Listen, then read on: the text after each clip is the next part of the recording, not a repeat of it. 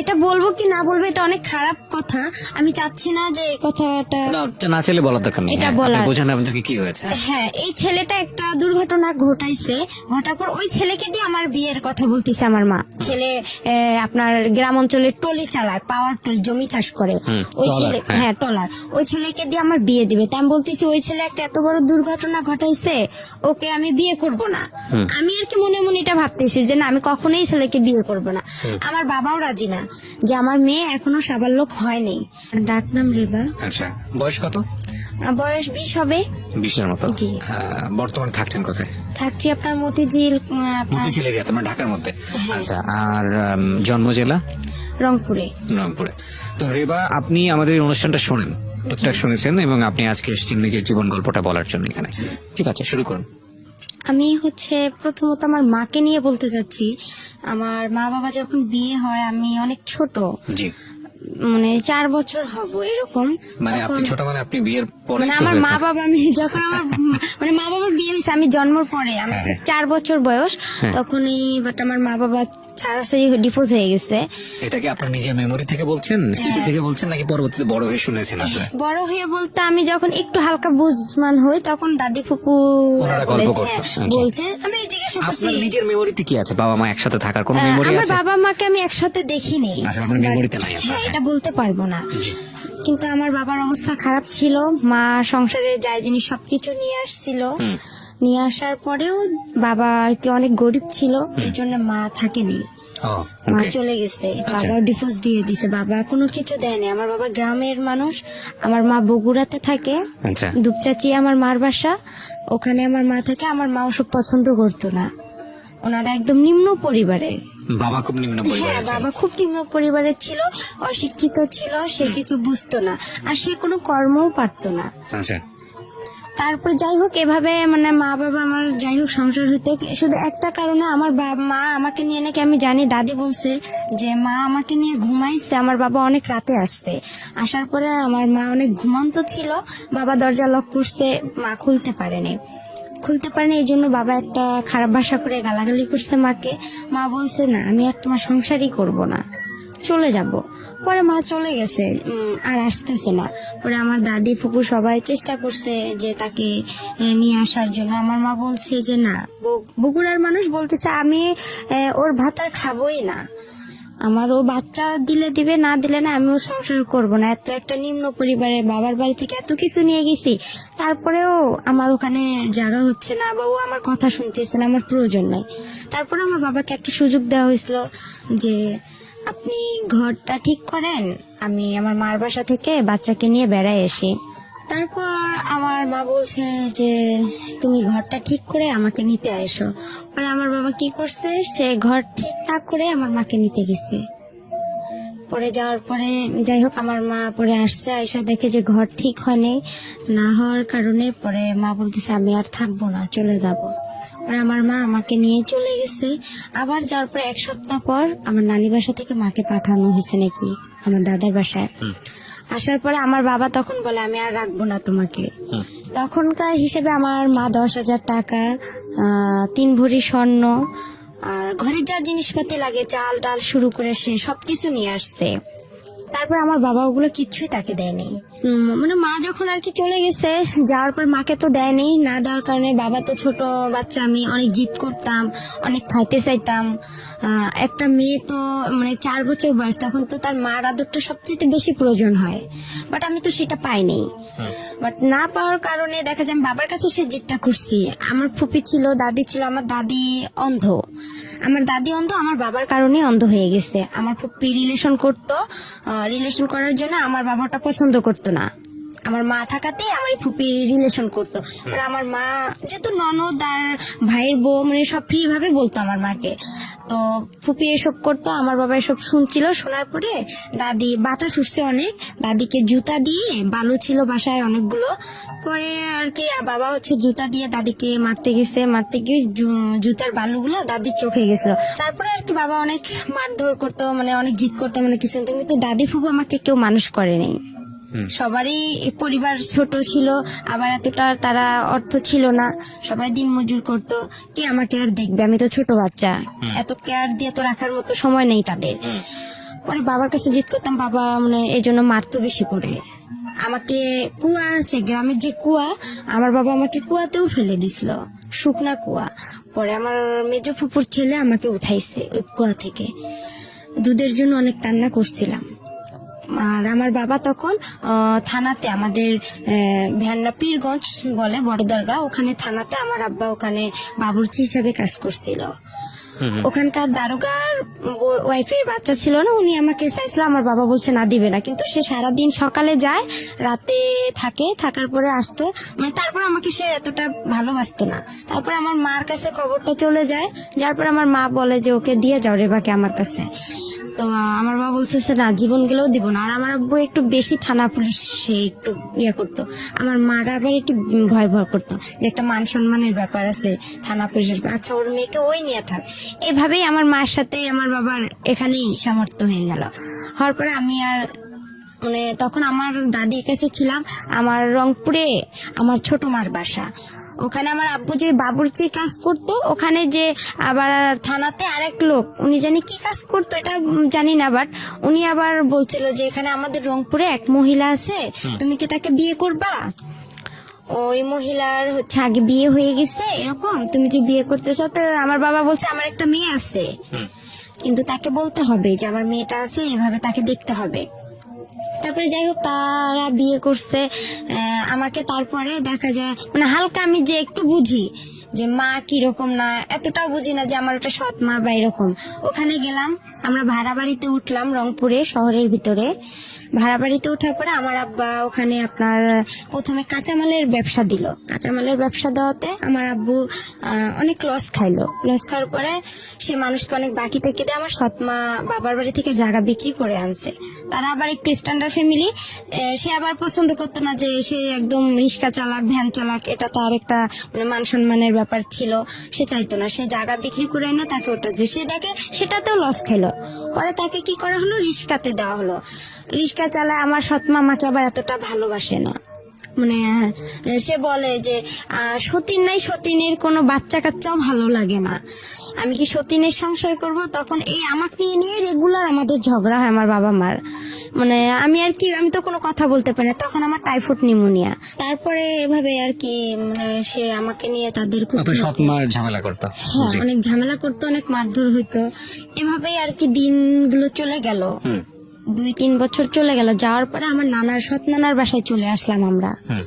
চলে আসার পর ওখানে আমার মানে সবাই আর কি মানে গ্রাম অঞ্চলে ও এক কথা বলতো, ও এক কথা বলতো, মানে আমি বাট আমার মার সব কথা শুনতাম। আচ্ছা, যাতে আমি এতটুকু আমার মেধা তো ছিল যাতে সে আমাকে ভালোবাসে, আমি যাতে তার কাছে মার আপনি কি আদরটুকু পাই। ছোটবেলাতে বুঝতেন যে আমার সৎ মা আমার আসল মা না? না, এটা বুঝতেন? এতটা বুঝতাম না। আচ্ছা, ওই সময় অন্য কোনো ভাই বোন ছিল না, শুধু আপনি? না, শুধু আমি শুধু ছিলাম। আপনি ছিলেন, ওকে। তখন আমার মার এতটা বয়স ছিল না, আমার সৎ মার ওনারও হালকা বয়স ছিল। জি।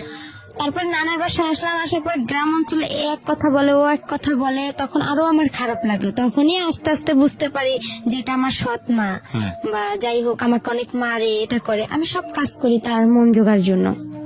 না, এখানে একটা আছে, আমার ভাই হয় শহরে, আমার একটা ভাই, ওই আমার সৎ মার ছেলে হয়, ওই ছেলেকে শহরে তখন আমি সম্পূর্ণ দেখাশোনা করি। কিন্তু ওর যখন আমার মার গর্ভে থেকে হয়েছে তখন থেকে ওর আমি যে হাগু মুতু করে যে কাপড়গুলো আমি সম্পূর্ণ ধুয়ে দিচ্ছি, আমার সৎ মাকে কিন্তু কিছু করতে দেয়নি। যাই হোক, ঠিক আছে, হ্যাঁ বলেন। তারপরে এখান থেকে আমরা চলে আসলাম আমার নানার বাসায়, শেখপাড়া, আমাদের রংপুরে শেখপাড়া। যখন আসলাম, আসার পরে ওখানে বড় হলাম আস্তে আস্তে। ওখানে আমাকে স্কুল ভর্তি করে দেওয়া হলো, প্রাইমারি স্কুলে। ওখান থেকে আমি মানে 3তে যখন উঠলাম তখন আমার বাবা কি করলো, আমার মার সাথে রেগুলার ঝগড়া হয়। আমার বাবা আবার সৎ মা, তারপরে ওনার যে ফ্যামিলি আত্মীয় স্বজন গুলো আছে তাদের সঙ্গে কথা বলে না। আবার যদি আমি একটু কথা বলি, দেখা যাচ্ছে আমার আব্বু মানে হাতের কাছে লাঠি পাবো বা যা দা বটি যেটা পাবে সেটা দিয়ে আমাকে মার শুরু করবে। আচ্ছা, আবার আমার মা কথা বলে ওনার সাথে অশান্তি শুরু করতো। মানে আপনি কার সাথে কথা বললে অশান্তি শুরু করতো? সেটা হচ্ছে আমার সৎ মার যে ফ্যামিলির যে কেউ হোক, তাদের সঙ্গে কথা বললে সমস্যাটা? হ্যাঁ, সমস্যা করতো উনি। আমার মাও যদি কথা বললো তাও সমস্যা করতো আমার বাবা। আচ্ছা, এভাবে দিনগুলো গেল। যখন আমি 3তে উঠলাম, 3তে ওঠার পরে আমার বাবা কি করলো, আমার মা ভ্যান কিনে দিল আমার বাবাকে। তখন আমার ছোট মামা, উনি আবার স্কুলের মাস্টার, হাই স্কুলের। তখন উনি বলতেছে যে এরকম আমাদের একটা মান সম্মানের ব্যাপার আছে, ও যে ভ্যান চালাবে এটা কিরকম দেখায় একটা। এটা কিভাবে হয়। পরে আমার মা বুঝায় বলছে, আমার নানি নানাকেও জায়গা বিক্রি করতে দিবে না আমাকে, যে আচ্ছা। তুই কি ওর পিছনে সব শেষ করবি নাকি, তোর ভবিষ্যৎ আছে না। তারপরে মা বলতেছে আচ্ছা দেখি আর একবার। সে তখন কি করলো, ভ্যানটা কয়েকদিন চালালো, চালার পরে বাসায় খুব ঝগড়া শুরু করে দিল। আর আমার ছোট মার মুখের ভাষা অনেক খারাপ ছিল, আচ্ছা। মানে অনেক রং কথা বলে গালাগালি করতো। আমার বাবাও অনেক রং কথা বলে গালাগালি করতো, আমার খুব খারাপ লাগতো। আমি যদি ওখানে কথা বলতাম, দেখা যেত আমার বাবা আমার মার সাথে কিছু না করতে পেরে আমাকে সে দেখা যায় খুব মারধর করতো, এমন মারতো যে আমার শরীর ফেটে রক্ত বের হতো। ওহো। আবার দেখা যেত আমাকে রশি দিয়ে সে হাত পা বেঁধে রাখতো, আচ্ছা। বেঁধে ঘরে বন্দি করে রাখতো। হুম। তারপরে এভাবে মারতো, মারার পরে যাই হোক সেদিন ও রাতে বাসায় কোনো খাবার দাবার কিছু আনেনি, চাল ডাল কোনো তরকারি আনেনি। আমার ভাইটাও ছোট। জি। তারপরে ও একটু হাঁটে আস্তে আস্তে। হুম। ওরও মনে হয় 3 বছর কি 4 বছর। তখন বাবা কি করলো, আমি 3-তে উঠলাম, আমার ফাইনাল পরীক্ষা দিতে হবে। পরে আমার বাবা কি করলো, ভ্যানটা নিয়ে আমার দাদার বাসায় চলে আসলো, ভ্যান্ডা বাড়িতে। জি। ভ্যান্ডা বাড়িতে চলে এসে আমার বাবা 2-3 দিন ওখানে থাকার পরে ভ্যান বিক্রি করে দিচ্ছে। তখন আমার সৎমা বলতেছে, আবার আমার মামা নানা নানি সবাই বলতেছে যে ওর তো বাবা নাই, ও কি খাবে এখানে, তুই না হয়তো সন্তানকে কাজ টাজ করে খাওয়াবি, তোর মেয়েরে কে খাওয়াবে, তোর সৎ মেয়েরে। পরে আমাকে এও বলতেছে তুমি তোমার বাবার কাছে চলে যাও, কি করবা। পরে আমি যাই হোক, আমার কাছে জানি কয়েকটা টাকা ছিল, ওখান থেকে 30 টাকা কি 25 টাকা তখন বাস ভাড়া লাগে। আমি মডার্নে আসলাম, এসে ওখান থেকে বললাম যে আমি এখান ভেন্ডাবাড়িতে যাব, পরে এত টাকা আছে। পরে ওভাবে আমি খুব রিকোয়েস্ট করলাম ড্রাইভারকে যে আঙ্কেল আমি তো অনেক ছোট মানুষ, দেখেন আমি এখানে কোথায় হারাই যাব, আমার বাবার কাছে আমাকে নিয়ে যান, আমার এরকম সমস্যা। তাকে আমি বিস্তারিত বললাম, সে বলতেছে আচ্ছা আমি চিনি তোমার বাবাকে। আচ্ছা। পরে আমাকে নামাই দিল আমার আবার রাস্তার সঙ্গে আমাদের বাসা, আমার বড় ফুপির বাসা, মেজো ফুপির বাসা। আমি নামলাম, নামে কান্না শুরু করে দিছি। আমি সকাল থেকে কিছু খাইনি অনাহারে, আবার আমার পরীক্ষা। আর তারপর আমি বললাম যে আমার তো এরকম পরীক্ষা, আমার পরীক্ষা পরে দেওয়া হলো না, পরে বাবার সঙ্গেও দেখা হলো না। না দেখা হওয়ার কারণে পরে বাবা মানে সন্ধ্যার দিকে বাবার সাথে দেখা হলো যে আপনি আমাকে ছেড়ে আসছেন কেন। তারপরে বললাম যে আমি কি খাবো, ওখানে তো আমাকে বের করেছে, তুমি তো তোমার সৎ মায়ের কথা মতন চলো, ইয়া করো, তো ওখানেই থাকতা, এখানে আসছো কেন। বাবা বলছে এটা? হ্যাঁ। তো আমি বলতেছি বাবা তখন কোথায় ছিল? বাবা তখন দাদার বাসায় ছিল। আচ্ছা। তখন আমি বললাম যে আমি ওখান থেকে কি করব, ওরা সবাই আমাকে এই কথা বলতেছে। পরে ওখানে কোন থাকলাম, ক্লাসে পড়েন তখন? তখন আমি 3-তে। ক্লাস 3-তে। ওকে। তারপরে বাবা ওখানে কয়েক মাস থাকার পরে দেখা যায় আবার আমরা কি করলাম, বাবার আর মানে ভ্যানটা বিক্রি করে খাওয়া আর তো কিছু নাই তার, সে বিক্রি করে খাবে। আমার দাদি তো অন্ধ, তারও কিছু জিনিস ছিল, সেগুলোও সে দেখা যায় কিছু টাকা ছিল তার বয়স্ক ভাতা, এগুলাও সে মানে ঘরে চাল ডাল ছিল, বস্তা ছিল, চালের ধান ছিল, এগুলো সম্পূর্ণ খাওয়ার পরে আমার দাদিকে আর দেখতে পারে না। আমার দাদি কিন্তু অন্ধ। যাই হোক, এটা হওয়ার পরে বাবা কিছুদিন পর আমাকে নিয়ে আবার রংপুরে চলে গেল, শহরে লালবাগে, কারমাইকেল কলেজের অপোজিট সাইডে। ওখানে আবার বাসা ভাড়া থাকে, ওখানে আমরা বড় একটা রুম নিলাম ছোট দেখে। আমার বাবা ওখানে রিক্সা নিল। পরে ওই আমার যে নানার বাড়ি, সৎ নানার বাসা, ওখান থেকে কিছু মামারা যাওয়া আসা করে, কাঁচামালের ব্যবসা আপনার সিও বাজারে, পৌর বাজারে তারা যায়, তাদেরকে আমি দেখি, বলি যে রেবা খালেদার মেয়ে, আমার সৎমার নাম ছিল খালেদা, বলে খালেদার মেয়ে। পরে এই কথা বলার পরে তা আমি বলতাম মামা আমরা তো এখানে আসছি, এরকম বিষয় দেখেন মা আর আব্বু আবার একসঙ্গে করা যায় নাকি। পরে আমি আবার অসুস্থ হইলাম। অসুস্থ হওয়ার পরে আমার বাবাকে বললাম যে আপনি কাউরে না কাউরে ধরেন, আবার ওখানে যাইতে হবে, আমার পরীক্ষা দিতে হবে। 1 মাস পরে কিন্তু আমরা আসছিলাম এখানে। পরে 1 মাস পরে আবার কি হলো, 1 মাস থাকলাম শহরে ভাড়া বাসায়, আমার আব্বা রিক্সা চালাইলো। পরে আমার আব্বু এর হাত ধরে ওর পা ধরে যে ভাই আপনি একটু চেষ্টা করেন, দেখেন কি করা যায় না যায়। এভাবে মনে করেন আমার আব্বু একটু একটু করে আগাইলো। আগার পরে আমার মা আবার তাকে নিল। আচ্ছা। আবার নেওয়ার পরে সে আবার ওখানে গেল, যার পরে তাকে বলা হলো যে আপনি ওদের সাথে কি কথা বলতে দিবেন, যারা আমার বাবাকে আমার মার সাথে যোগাযোগ করে দিচ্ছে তারা বলতেছে যে তুমি কি পারবা খালেদার বাবার মার সাথে কথা বলতে দিবা। তো বলতেছে হ্যাঁ আমি সব করব, আমি ইসলামের উপর বনসই করব। এভাবে আমরা ওখানে আবার গেলাম।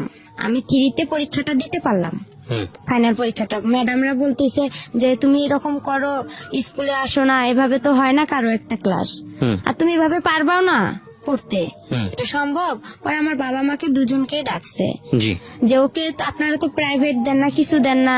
তারপরে আমার স্কুলের যে পাড়া প্রতিবেশী যারা আছে কিছু জন তো ভালো আছে, পরে ওনারা গিয়ে বলছে ও সৎ মা, আচ্ছা ওর সাথে এরকম করে, ওকে তো কিছু দেয় না। আমাকে আমার বাবা মা প্রাইভেট দিত না, আমি যে মাসে 300 টাকা করে পাইতাম আপনার, ওইটাও মনে করেন 3 মাস পর পর 300 টাকা করে সরকারে দিত প্রাইমারি স্কুলে। আচ্ছা আচ্ছা ওখান থেকে টাকাটা কি করতো আমার বাবা মা খরচ করতো। আবার দেখা যাচ্ছে ও অনেকে পায়, অনেকের মা কি করতো একটা জামা কিনে দিত, একটা নাকে ফুল কিনে দিত। আমার খুব ইচ্ছা হইতো যে আমি একটা নাকে ফুল নিব বা একটা জামা নিব, মানে খুব কষ্ট লাগতো, কিন্তু আমি বলতাম না ভয়ে রাইট যে আমি যদি আবার এরকম করে আমাকে নিয়ে যদি আবার চলে যায়, আমার পড়াশোনাটা এখানে আবার মিস হয়ে যাবে, আমি তখন কি করব, মানে চিন্তা করতাম। এভাবে হইতে হইতে আমার বাবা ফোরে উঠে আবার এরকম শুরু করে দিল, আবার একটা ভ্যান কিনে দিল আমার মা লোন করে কিস্তিতে, ওই ভ্যানটা নিয়ে আবার আমার বাবা এরকম চলে গেল। কিছুদিন পর চলে যাওয়ার পরে দেখা যাচ্ছে আর আমার মা নিচ্ছে না, তখন আমি আরো একটু বড় হয়ে গেলাম, হালকা একটু সামান্য খোলাম, একটু বুঝতে পারলাম। পরে যাই হোক এভাবে হইতে হইতে মনে করেন প্রায় 2-3 মাস হয়ে গেল, আমি ফাইনাল পরীক্ষা দিলাম, আমি কোন রকম পাশ করছি, এটাকে পাশ বলে না। তারপরে ম্যাডামেরা আমাকে উঠাই দিল। জি আমি কি করলাম, আমি তো পড়াশোনা করিনি, আমি কি করলাম, আমার পাশে আমার এক বান্ধবী ছিল রিপা, আশামণি, ওদেরকে দেখতে চাইতাম, ওরা লিখতো পরীক্ষার খাতা, আমি ওদের একটু উকি মেরে দেখতাম, কিন্তু ওরা আমাকে দেখাইতো না, যে ওরাও তো নাম্বার কম পাবে, ওরা দেখাইতো না। আমি কি করি, পরে এর কাছে যাই, একটু শূন্য স্থান টিক চিহ্ন ম্যাডামকে বলি যে ম্যাডাম দেখেন একটু আমাকে দেন, আমি তো পরীক্ষা এরকম পড়তে পারিনি, আর বাবাও তো নিয়ে গেছে আমাকে ওইদিকে, আর আমাদের সংসারে এমনি অনেক ঝগড়াঝাটি, আমাকে ফোরে উঠতেই হবে। পরে ম্যাডামও যাই হোক বলে দিত, পরে বলতো আচ্ছা রে বা ঠিক আছে, ম্যাডাম শূন্য স্থান টিক চিহ্ন আমার সম্পূর্ণ বলে দিত, কাউকে বলে দিত না, আমাকে বলে দিত, আবার ছোট প্রশ্নগুলো বলে দিত, লেখেও দিত। উনি আমাকে অনেক হেল্প করছে ম্যাডামেরা। এভাবে পড়ে ওঠার পরে আবার উনি ওইরকম করলো, আবার আমার টেস্ট পরীক্ষা শুরু হলো পরে, হওয়ার পরে আবার আমার বাবা আমাকে নিয়ে গেল 2টা পরীক্ষা নাই দিতে, বাংলা ইংরেজি দিছে, তারপরে উনি আমাকে নিয়ে এভাবে চলে গেল। আচ্ছা। যাওয়ার পরে আবার কিছুদিন ভ্যান বিক্রি করে খেয়ে আবার ওই রকম বসেছিল। পরে আমার বাবা ঢাকায় আসছিল রাজমিস্ত্রির কাজ করার জন্য, আর আমাকে থুয়ে আসছিল আমার ফুপুর কাছে। ওখানে আমার ফুপুর কাছে আমি থাকি, তাদের ওখানে খাবার নাই, দাবার নাই, কেউ আমাকে ভালোবাসে না, বলে তোমার বাবা নাই, মা নাই, টাকা পয়সা নাই, আমরাই তো দিন মজুর করে খাই, তোমাকে কি খাওয়াবো। পরে যাই হোক আমি দেখা যায় ছোট মানুষ, এর ওখানে আমাকে ডাকে, ও বলে যে তুমি এটা কাজ করো, তাহলে তোমাকে আমি খাইতে দিব। আমি যে যেটা বলতো তার সেটাই কথা শুনতাম, তখন আমি খাইতে পারতাম। আবার দেখা যায় আমার দাদি অন্ধ ছিল, রান্না করতে পারতো না, কোনো ছেলে মেয়ে তাকে দেখতো না। দেখা যায় পাশের বাড়ি থেকে তার চাচাতো ভাইয়ের বউ আছে বা এরকম আত্মীয় স্বজন, তাদেরকে দেখা যায় খাবার দিয়ে যেত দাদিকে। ওই খাবার ওখান থেকে আমার দাদি আবার কি করতো, উনি একটু খাইতো, আমার ডাকতো রে ভাই, আমি আবার দৌড়ে এসে খেয়ে নিতাম। আচ্ছা বুঝতাম না যে দাদি কতটুকু খাইলো না খাইলো, পেট ভরলো কি না ভরলো। পরে আমার বাবা ওখান থেকে আসার পরে আমার বাবার খুব অবস্থা খারাপ ছিল, সে অসুস্থ ছিল, তার পুরা শরীরে পক্স বের হয়েছিল, তার হাতে কোনো টাকা পয়সা নাই। তার মেজ বোনের কাছে থাকলাম, তারাও আমাদের খাইতে দেয় না। আর একদিন হঠাৎ বৃষ্টি আসছে, খুব জোরে বৃষ্টি, আর খুব ঠান্ডা লাগতেছে, টিন দিয়ে পানি পড়তেছে, আমার বাবার আমি শুই, কিন্তু আমার ফুপি আমাদেরকে খেতা বালিশ কোনো কিছুই দেয়নি, বলতেছে তোমরা যেরকম অভিনয় করো সেরকম এখন থাকো, এইভাবে তোমার বেশি তেল বান্ধা গেছে, আমার বাবাকে বলতেছে। আমি বলছি ফুপু আমাকে অনেক ঠান্ডা লাগতেছে, দেন একটা খেতা দেন। তো বলতেছে না, সে দেয়নি। ওভাবেই ছিলাম, থাকার পরে আমার বাবা 2 দিন পর আবার রংপুরে চলে গেল। রংপুরে যাওয়ার পরে আবার ওভাবেই সে এর হাত ধরে, ওর পা ধরে ধরে আমার সৎমার কাছে গেল। আমার সৎমা তাকে আবার গ্রহণ করে নিল। নেওয়ার পরে আমি 5-এ সমাপনী পরীক্ষা দিলাম 2010-এ। দেওয়ার পরে কেউ পরীক্ষা দিতে দিবে না আমাকে, তাই ও পারবে না। আমার মা প্রতিবেশী মামিরা ছিল যারা আমার স্কুলের ফ্রেন্ড গুলো, ওরাও বলতো যে না ও পরীক্ষা দিতে পারবে না। ম্যাডামও বলতো যে না রে বা তোমার আর সম্ভব না, কেন এটা সমাপনী পরীক্ষা, এখানে ফাজলামি করার জায়গা না, আর তুমি পারবা না, তোমার কোচিং নাই, প্রাইভেট নাই, কিছু নাই, তুমি কিচ্ছুই পারবা না। পরে আমি সবার কথা অমান্য করে আমি বলছিলাম আমি পরীক্ষা দিবই, আমি পাইলে পাবো, না পাইলে নাই, এটা আমার কোনো দেখার বিষয় নাই। তারপর আমার সৎমাও দিবে না। এখন আমার পরীক্ষাটা হচ্ছে আমার বাসা থেকে অনেক দূরে, এখন আমাকে সকালবেলা কে রেখে আসবে, রাখার লোকও নাই। পরে আমি এতটা পড়তেও পারি না, গাইড নাই, কিভাবে পড়বো। যাই হোক, একটু করে মানে যতটুকুই পড়ছি, আল্লাহ আমার পাশে ছিল বিধায় আমি মনে হয় পরীক্ষাটা দিতে পারছি, পাশও করছিলাম। কোন ক্লাসে? 5 ক্লাস 5 হ্যাঁ 5 2010-এ। পরে আমার একটা মামাতো ভাই আমাকে রেগুলার রেখে আসতো সকালবেলা, আর আসার সময় আমি হেঁটে আসতাম, বান্ধবীদের সাথে হেঁটে আসতাম। ওখানে একটা ছেলের সঙ্গেও আসতাম। ওই ছেলেটাকে আমার প্রথম 5-এ ওকে পছন্দ হয়েছিল। ওর নাম হেলাল ছিল, ওর বাসা আমাদের ওখানে পানবাড়িতে। ওকে খুব আমি পছন্দ করছিলাম, কিন্তু ও বুঝতো না যে আমি ওকে কতটা পছন্দ করি, আর আমিও বুঝতাম না যে প্রেম কি জিনিস, কিন্তু ভালো লাগতো ওকে। কোন ছেলেটাকে? এটা হেলাল, ওর নাম হচ্ছে হেলাল। আমাদের স্কুলে না, ওই অন্য স্কুল থেকে আর কি ও পরীক্ষা দিতে গেছিলাম আমরা। আচ্ছা, ও একই ক্লাসে ছিল? হ্যাঁ, একই ক্লাসে সমাপনী পরীক্ষা দিতে গেছিলাম। ওকে। তখন তো অন্য স্কুল থেকে দেখা যায় যে একটা বোর্ডে আমরা সবাই পরীক্ষা দিচ্ছি। পরে ও আমাদের ক্লাসেই বসতো, আমার পাশে 2 জন ছেলে ছিল, আমি মাঝখানে ছিলাম। পরে ওদের দেখছি, আমি নিজেও কিছু বাসায় পড়ছিলাম, ওগুলা দেখে আমি পরীক্ষা দিছিলাম। পরে ওই ছেলেটাকে খুব পছন্দ হয়েছিল, মানে ওর সাইকেলে আমি একদিন আসছিলাম, আর বাকি দিনগুলো আমি হেঁটে হেঁটেই আসছি। আর তখন খুব কষ্ট লাগতো, আর আমি মানে অনেক কিছু খাইতে ইচ্ছা করছিল, যে পরীক্ষা দিতে আসছি আমি কিছু খাই, বা অনেকে তো খাইতেছে, আমার সেরকম টাকা ছিল না। বাবা চুরি করে আমাকে যে টাকাটা দিছিল, আমি ওই টাকাটা খাইতাম না। যে টাকাটা আমি জমায় হয়, আমার আবার একটু চুল বড় ছিল, আর আমি সাজগোজ খুব পছন্দ করি। আর আগে আমি একটু চাইতাম যে আমি মানে একটা লং জামা পরবো না, একটু শর্ট জামা পরবো, একটু ভালো জামা পরবো, কম দামি পরবো না, ভালো পরবো। টাকা একটু বেশি লোক, টাকাগুলো জড়ায় দেখা যেত আমি একটু মেরিল কিনতাম, বা একটা টিপের পাতা কিনতাম, বা একটা চুড়ি কিনতাম, এরকম কিছু কিনতাম, একটু শ্যাম্পু কিনতাম। এভাবে আমি টাকাগুলো খরচ করতাম না, জড়ায় রেখে দিতাম আমার কাছে।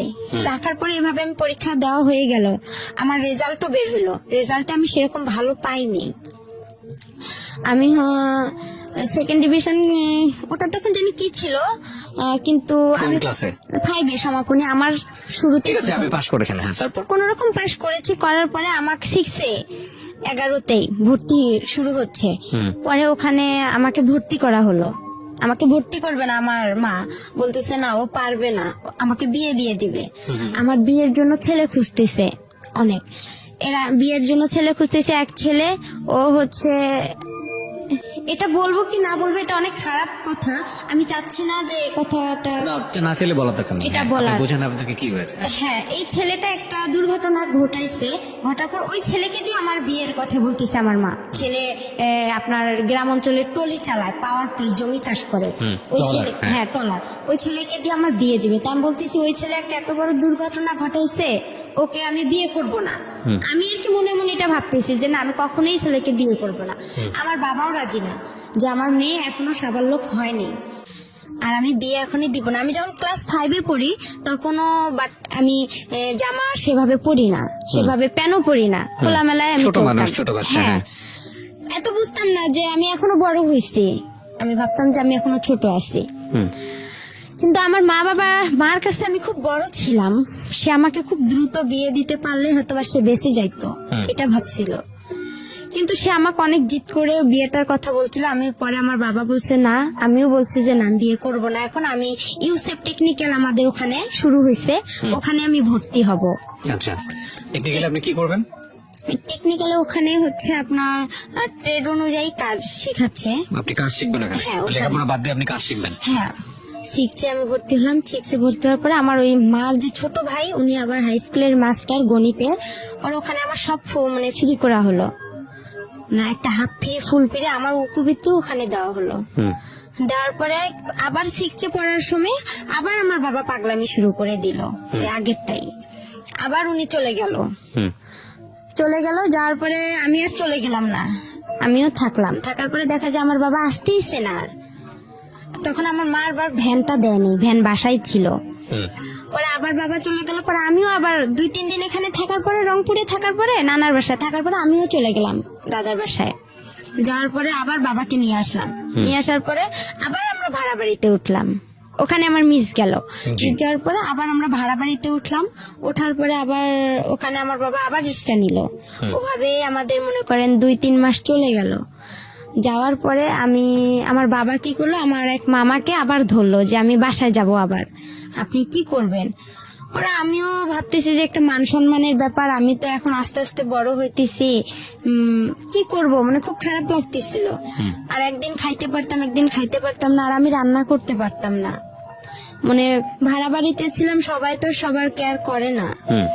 পরে যাই হোক, এভাবে দিনগুলো গেল। যাওয়ার পরে ভাত রান্না করতাম, আপনার মাটির যে পাত্র আছে জি। ওটাতেও তরকারি রান্না করতাম, ওটাতেও ভাত রান্না করতাম, কিন্তু গ্যাস ছিল না আমাদের রংপুরে, এখনো গ্যাস হয়নি। আচ্ছা, তো তখন আবার কি ছিল, একগুলো লম্বা লম্বা কাঠ ছিল, ওগুলো গোল করে কেটে হয়, কাইটটা আবার আপনার কেরোসিন তেল দিয়ে ধরাইতে হয়। আমি খুব কষ্ট করে ধরাইতাম। আর একদিন রান্না করতে গেছি মাটির পাতিলে মুরগির গোস্ত, পরে দেখি মাটির পাতিল ভেঙে সব পড়ে গেছে চুলার নিচে। ওগুলো আপনি কি রান্না করে নিজের জন্য খাওয়ার নিয়ে? হ্যাঁ, নিজে বাবার জন্য আর আমার জন্য খাবার। এখন হোটেল থেকে খাবার খাওয়া তো আর পোষাইতো না। বাবা যে ইনকাম করতো সেই ইনকামে দেখা যায় রিস্কার যে আপনার যে ভাড়াটা ওখানে মানে ইনকাম করে নাকি রাতে আবার একটা জমা দিতে হয়, সে জমাটা যদি এখন দেয় তাহলে আমাদের আর খাবারের টাকা থাকতো না। আমার বাবা যে এদিকে যাওয়ার জন্য এর কাছে যাইতো, ওর কাছে যাইতো, দেখা যায় সে সময় পাইতো না, যে ইনকামটা করতো জমাটাই দিতে পারতো না, তাহলে কিভাবে খাবো?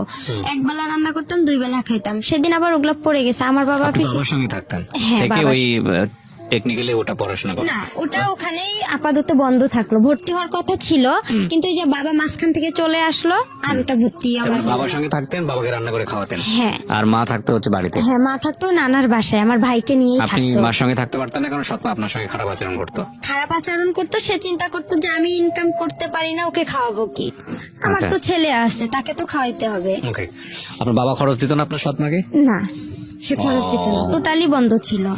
ঠিক আছে, বলেন তারপর। তারপরে যাই হোক, এভাবে আর কি আমি ওখানে পরে মুরগির মাংস পড়ে গেছে, আর অনেক শীত ছিল। আমার বা একটা চৌকি ছিল, ভাড়া বাসায় একটা চৌকি দিত বাড়িওয়ালারা, চৌকিতে খেতা বালিশ কোনো কিছুই ছিল না। পরে যে আমাদের রংপুরের অঞ্চলের ভাষায় বলে যে আপনার পল, যেটা খ্যার, ওই খ্যার কি করলো আমার বাবা কিনে আনলো, আয়না নিচে বিছাই দিল, আর টিনের ঘর, অনেক বাতাস আসে, গাড়ি চলাচল করে রাস্তা দিয়ে, আর ওই বাতাসটা আসতো। আর আমার বাবার একটা লুঙ্গি আমি গায়ে দিয়েছিলাম, আর শীতে অনেক কাঁপছিলাম। আমার বাবা অনেক মানে হাত পা অনেক কোকড়া করে শুয়েছিল, আমিও ছিলাম। আমার বাবা আলাদা থাকতো, আমি নিচে থাকতাম। আর মাটি থেকে যে একটা ঠান্ডা ভাবটা ওটাও আসতো, ঠান্ডাতে খুব কষ্ট হতো আমার থাকতে। পরে মুরগির ওটা পড়ে গেছিল, যাওয়ার পরে বাবা অনেক মারধর করছিল আমারে, বলতেছে এত কষ্ট করে আনছি সেটা ফালাই দিলে। তার বলে আমি তো পারি না, আমি কি করব। তারপরে এটাই ভাবে যাওয়ার পরে পরে বাবা কি করলো, আমি অসুস্থ হইলাম। অসুস্থ বলতে আমাকে আর কি, আমি যেটা সত্যি কথা, আমি আর কি একটা অভিনয় করলাম যে আমি এতটাই অসুস্থ হব বা মানুষ দেখবে, তাহলে হয়তো বা খবর যাবে ওখানে। আমার লালবাগ থেকে আমার মার বাসা আপনার আর কি ভ্যানে বা রিস্কায় গেলে 20 টাকা লাগে। ওখানে গেলাম, ওখানে যাওয়ার পরে তারপরে হচ্ছে আর কি বাবা কি করলো, হ্যাঁ বাবা আবার কি করলো, আবার লোক ধরলো। আমি অসুস্থ হলাম অনেক, মানে এই মামা যায় হাটে, ওই মামা যায় বাজারে। পরে ওদেরকে বললাম যে এরকম, আমার বাবা আবার বলতেছে আমার মেয়েটা খুব অসুস্থ। পরে আমার মাকে আবার যা বলছে যে এরকম ওর মেয়ে হচ্ছে রাস্তায় কাগজ কুড়াচ্ছে, মিথ্যা কথা আর কি বলছে। হ্যাঁ, সৎমাকে বলছে। পরে আমার বাবা আবার কি করছে, এই কথা শুনতে পারছে, শুনতে পাইরা আবার বলতেছে যে তুই কি কাগজ কুড়াইছিস? তা আমি বলতেছি না, আমি এসব জানি না। কয় শেখপাড়া থেকে খবর আসছে আমার কানে, আমি বলতে পারি না। পরে এমনও খবর গেছে, আপনি কি কাগজ করে কুড়িয়েছিলেন? না, কিন্তু আমার মার কানেই খবরগুলো দিয়ে দিছে, যে মামারা আমাকে দেখছিল বা ভাই প্রতিবেশী যারা দেখছিল তারা আর কি এই ধরনের কথাগুলো আমার মাকে গিয়ে বলছে যে আমাকে নাকি ভূত ধরছে, আমি পাগল হয়েছি এরকম। কিন্তু আমি অসুস্থ হয়েছিলাম, এটা একটা মিথ্যা কথা বলছিল আমার বাবা, যে আমার মেয়ে একটু খুবই অসুস্থ আর মাকে দেখার জন্য অনেক পাগল হয়ে গেছে। পরে আবার কি করলাম, এভাবেই গেলাম। আবার আমার বাবা কি করলো, মামা মামির হাত পা ধরলো, প্রতিবেশী মামা মামির হাত পা ধরে আবার আমার মার সাথে মোবাইলে কথা হয়। আমার মা আমার হচ্ছে মামিদের মোবাইল থেকে আমার বাবার সাথে কথা বলে, আমিও কথা বলি যে আমাদেরকে নিয়ে যান, আমাদের এখানে খুব কষ্ট হইতেছে। আর এরকম সৎমাকে? হ্যাঁ। তো আপনি আসল মার সঙ্গে যোগাযোগ করছিলেন না কেন ওই সময়? আসল মার সঙ্গে যোগাযোগ করছিলাম, বাট ওই সময়টাতে যোগাযোগ করেছিলেন? না না, কেন করেননি? করি না, আমি তো তার বাসা চিনি না। বাবাকে বলেননি কখনো যে বাবা আমাকে আসল মা? তার কথা বললে বাবা অনেক মারধর করতো। ঠিক আছে, ওকে, পয়েন্ট। তারপর তারপরে এভাবেই হচ্ছে, আবার গেলাম ওখানে, যাওয়ার পরে বিচার বসলো, বিচার সালিশ বসলো। আমার বাবা আবার আমাকে শিখাই দিছিল যে তুমি ভূতের অভিনয় করবা। পরে আমি আবার কি করলাম, যে আমার মাথা ভারী হয়ে গেছে, আমার খুব খারাপ লাগতেছে, হাত পা জ্বালা ভূতের অভিনয় করেছে মানে কিসের জন্য? মানে আমাকে বলতেছে যে তুমি এরকম করলে তোমার মা তোমাকে ওখানে রাখবে, আমাকেও রাখবে। আচ্ছা, পরে আর কি যাই হোক, আমি বলতেছি আমার হাত পা, আমাকে যেভাবে আর কি আমার বাবা বলছিল যে তুমি এভাবে বলবা যে আমার মাথা ঘুরাইতেছে, আমার খারাপ লাগতেছে, তখন আমি এভাবেই বলছি। বলার পরে আমার কি করলো, আমার মামা বলতেছে তাহলে ডক্টর ডাকি। তাহলে ওই যে আমার আবার সৎ না, উনি আবার কবিরাজ ছিল, বলতেছে ওনাকে ডাকি। পরে উনি যাই হোক ডাইকা গা ঝাইরা দিছে। আমি আর পাইতেছি না যে আমি আর কি বলবো না, আর এসব করাটা ঠিক না, আমি মনে মনে চিন্তা করতেছি। পরে আমি পানি টানি খেয়ে একদম ফুল রেস্ট নিলাম। পরে দেখতেছি ওরা সবাই মিলে যাই হোক আমার মা আর বাবাকে একসঙ্গে করে দিল। দেওয়ার পরে ওখানে থাকলাম, থাকার পরে 2-1 মাস হয়ে গেল। হওয়ার পরে আবার আমি 6-এ ক্লাস করতেছিলাম। তখন আমার ছোট মা বলতেছে যে এরকম করাটা কি ঠিক? পরে আমার তো কোচিং নাই, 6-এ সবাই ভর্তি হয়ে আপনার গণিত, ইংলিশ সেকেন্ড পার্ট, এগুলোর বিজ্ঞান, এগুলোর কোচিং করে। তখন আমার ওরা সবাই বলতেছে কি রে বা তুই মিঠু স্যারের কাছে ইংরেজি পড়বি? হ্যাঁ, আমি বাসায় এসে বললাম যেরকম প্রাইভেট দিতে হবে, তো আমার কোচিং করতে হবে, না হলে স্যারেরা অনেক বকাবকি করে। পরে আমার ছোট মামা, আলমগীর মামা, আমাদের ক্লাস নিল, প্রথম ক্লাস গণিত। সেদিন উনি অঙ্ক দিছে, আমি অঙ্ক পারিনি। না পারার কারণে আমার মামা আমাকে 2 হাতে, মানে একটা বড় বাঁশের লাঠি দিয়ে আমার 2 হাতে 6টা কি 5টা মারছে, অনেক জোরে জোরে। ক্লাস 6-এর ঘটনা? হ্যাঁ, ক্লাস 6-এর ঘটনা। কেন পারো নি? পরে আমি টেনশন, বাসায় আসলাম, আইসা খারাপ লাগলো যে আপন মামা হলে কি পারতো সে আমাকে মারতে? সে তো জানে যে আমাদের ফ্যামিলির অবস্থাটা কি। আমি তো কোচিং করতে পারবো না, আমার তো সেরকম সামর্থ্য নাই, আর আমি কোনো স্যারের কাছেও যা বলতে পারবো না। কিন্তু আমার মামার এখানে আরো একটা ভুল হয়েছে, সে বুঝতে পারছিল যে তার বোনের এতটা সমস্যা, আমার বাবার অবস্থা খারাপ, তার একটা উচিত ছিল যে তার সবগুলো স্যারদের সঙ্গে কথা বলে আমাকে সব হাফ ফুল মানে ফ্রি করে দিছে, স্কুলের যে বেতন মাইনাগুলো দেওয়া লাগবে না, উপবৃত্ত করে দিছে। তার একটা উচিত ছিল যে একটা এরকম অসহায় মেয়ে, সবাই থেকেও না থাকা, তাকে আমরা একটু যদি কোচিং দেই, সব স্যারেরা মিলে সবাই যদি একটু হেল্প করতাম, তাহলে আজকে হয়তো আমার জীবনটা আরো বেশি ভালো হইতো। তারপরে এভাবে আমি আবার কি করলাম, যে দেখি কোচিং টুচিং পাইতেছি না, পরীক্ষাও দিতে পাইতেছি না। পরে আমি কি করলাম, ওই যে আপনার টেকনিক্যালে ভর্তি হওয়ার জন্য আমি বাসা থেকে মাকে চাপ দিলাম।